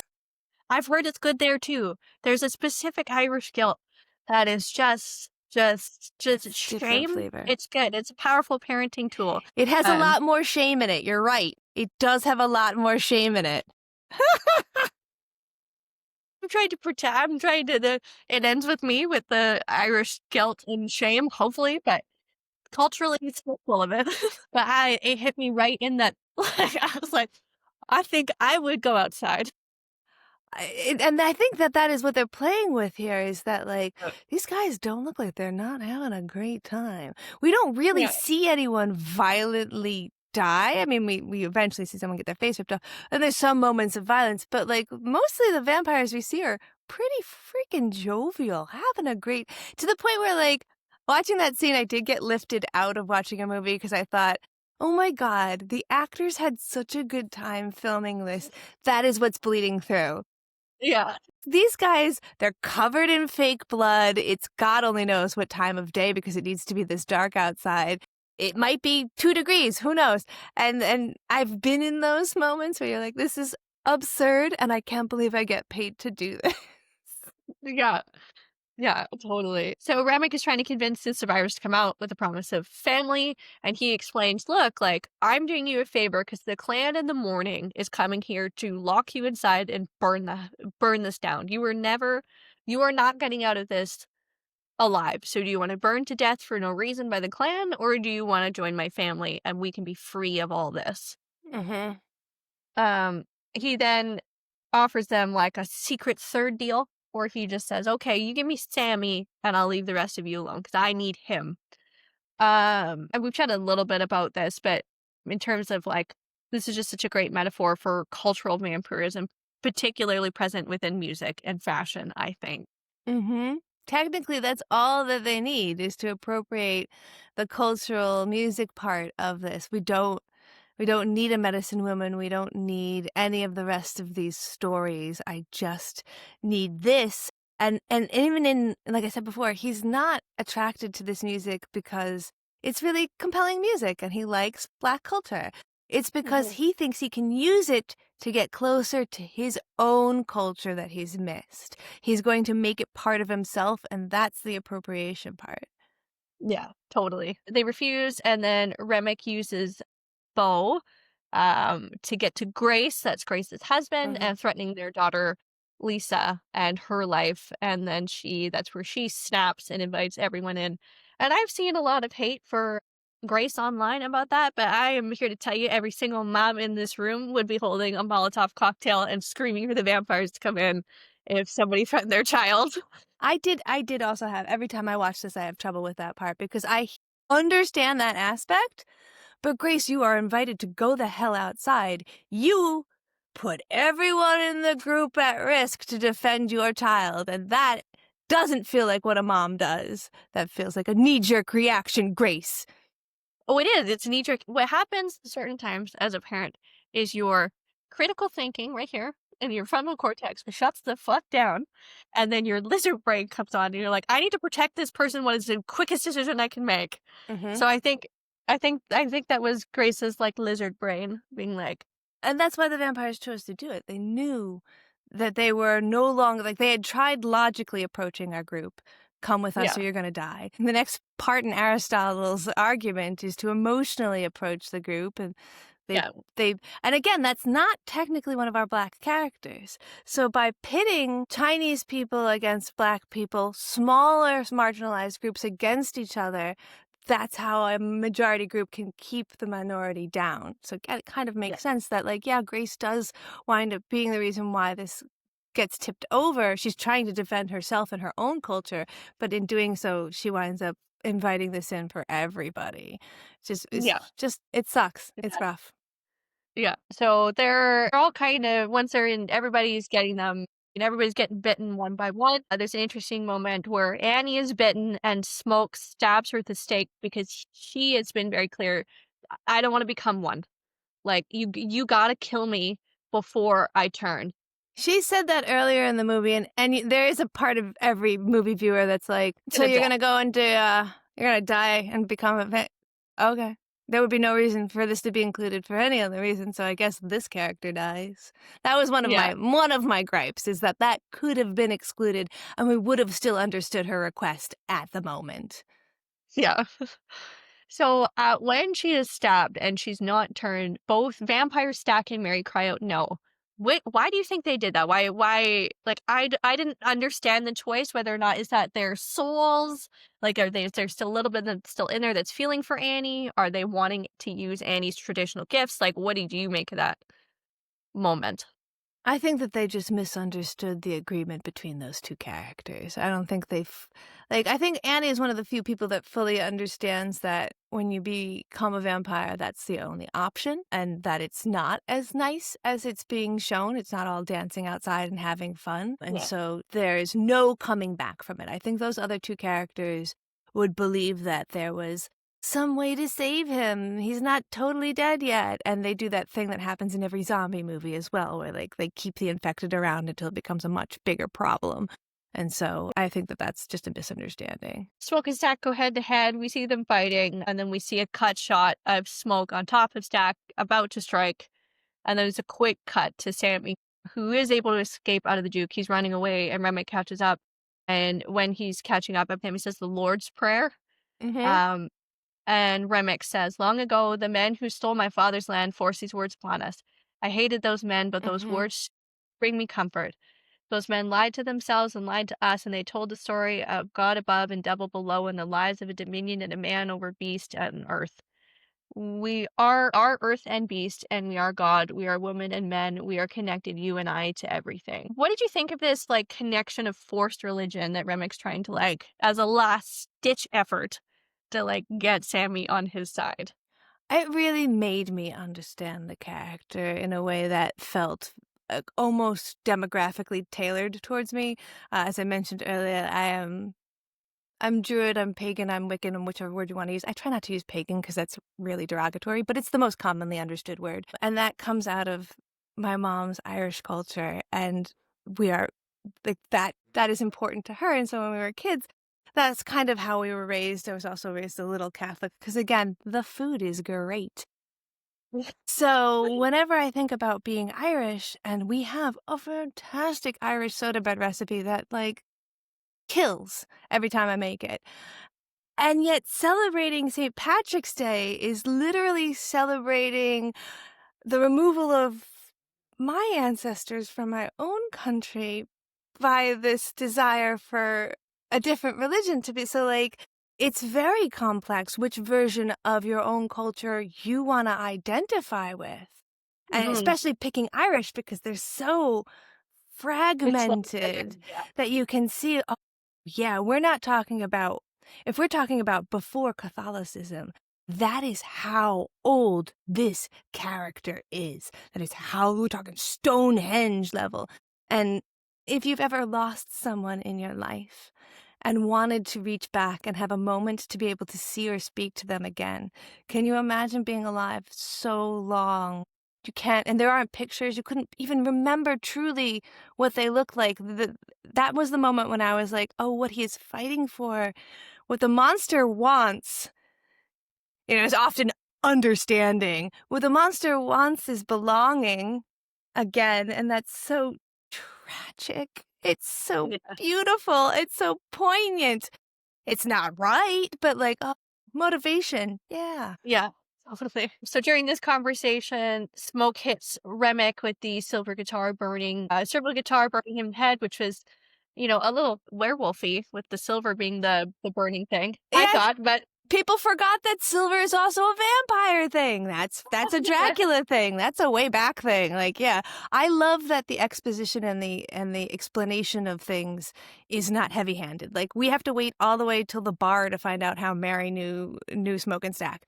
Like, you don't know that silver messes with vampires? You don't know that that part of that guitar was made out of silver? Tough shit. I guess you missed it. He's dead. Whatever. Like, we're going with it. Uh, No one has to say, think. He doesn't have to look at it and go, silver. Like, if this is a shitty action movie, that's what would happen. So once the guitar hits him and everything's burning, the sun rises, all the vampires that are outside are destroyed, and Smoke sends Sammy back home. He says, go back to your dad, go back to God, essentially. And he stays to kill Hogwood and the rest of the clan that are showing up. Mm-hmm. In the morning, fatally shot, but manages to kill everybody, which I was pleased about. That's I love when the clan dies. It's my favorite part of most films. that's like the Nazi fighting scene in Freaky Tales. Nobody's gonna. That's the best part of the movie. It did. That's the point where I think the movie becomes its closest to blaxploitation. Like we're starting to see that kind of camera work and sort of framing and inevitability. I mean, like we were told, they were going to die no matter what happens. Our vampire character, tells them that Yeah. nothing can change for these characters, and yet we're still like, oh, does he have to die? I mean, he gets to be with his wife and kid. It's the Nope. better. It's the I better. was bawling because there's this moment. So Smoke, like he's killed all the main clan guys. Hogwood is shot in the gut and he's bleeding out and dying. And Smoke has been, I think he's shot in the side of the ribs or the shoulder or something. It's not a And couple times, yeah. yeah, he's sitting down. He's having his last cigarette, and he like looks over, and we see him. Like it looks again. He's just sitting next to him. She's in white though, so like when we know she's dead, she's holding their baby, and she tells him to put the cigarette out so it doesn't get smoke on her. And I was just like, oh, like I'm just like cry. It was so beautiful. I was like, he gets to go back and he doesn't have to like this thing that like very clearly was like the core trauma to which he went off and escaped. That looked like a better option for him. He went off and risked his life for the mafia because he couldn't deal with his core trauma of losing his daughter. Was like this like full circle moment where I was like, this is how am I crying in a vampire movie? All these characters are seeking the same exact thing. For as much as conflict that they have with each other, everyone is just seeking the belonging and the place of their culture and their people. And it's really beautiful that he gets that. That's pretty much what the vampire also wanted.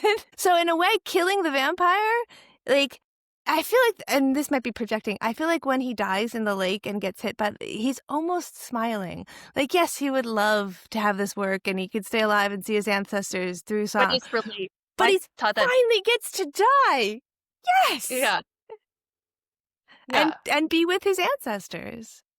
yeah. We then cut to the first initial scene of the sequence where Sammy stumbles into the church. He has to make the decision, and then we see him driving on the road with his guitar clutched in his hands. And I think this is supposed to be a oh god, I've forgotten the name of the musician. I'll have to look it up. This is a uh this is like a subtle nod to Robert Johnson, a blues musician, the very first member of the 27 Club, who is a blues musician who was very average, and then one day apparently came back to play and was out of this world, was like an out of this world, and the rumor was that Robert Johnson sold his soul to the devil to be able to play music as well as he did. Oh, okay. He's the first one that gets. That's amazing. I Yeah, love that. and so I think essentially Sammy is supposed to be and there is Robert Johnson songs included on the album as well. Mm. Um, God, and there's they're in so many freaking layers. so good.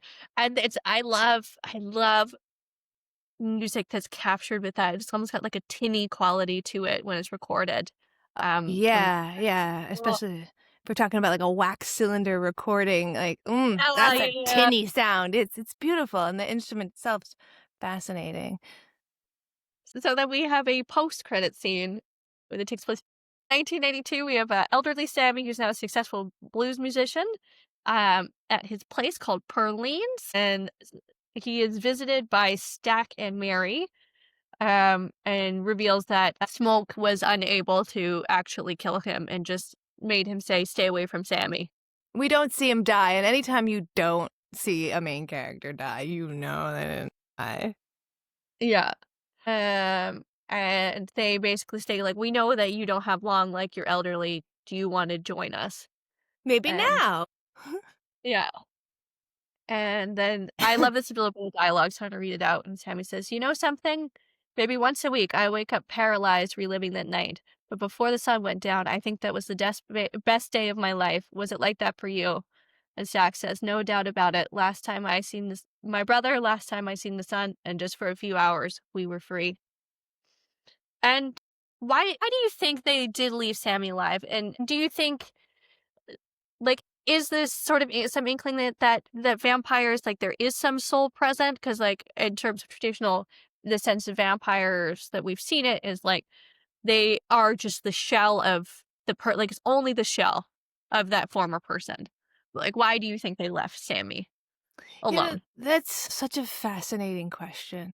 Because when we look at this in parallel to From Dusk Till Dawn, we have the brother characters. They're not twins, and one of them turns, and it's a poignant, important part of the story that one brother killed the other brother because the other brother is sociopathic and cannot make altruistic decisions and is ultimately going to continue to get them in trouble. So he has to like shut down from this and prove to the audience that this is over.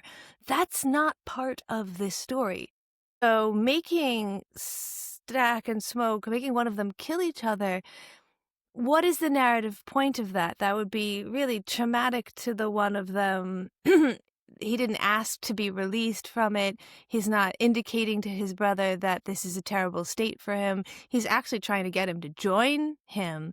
So Mhm. I took it as like, look, you go with God. You do what you're going to do. I'm going to do what I'm going to do. And for two individuals who are so connected that our names are two parts of a single word, I'm finally gonna let you go do you, and I'm gonna go do Mhm. me, and you're gonna be your own entity in this vampire character. I also think it speaks to the idea that, like, it's impossible to succeed in a marginalized, culture without having some moral grayness, some bit of yourself that you have to sell. One could even argue that by packaging your culture's music and trying to put it out there, you are culturally appropriating yourself, trying to make money off of what is the art of your culture. So, like, it felt like a "there but for the grace of God go I." And again, at the very end of the movie, our protagonist is given the option again to maybe take this choice.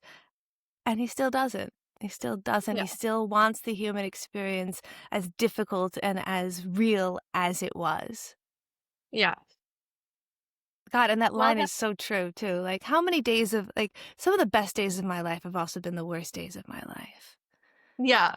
Yeah. Ah, It's never you never have one you can't have a high without a low.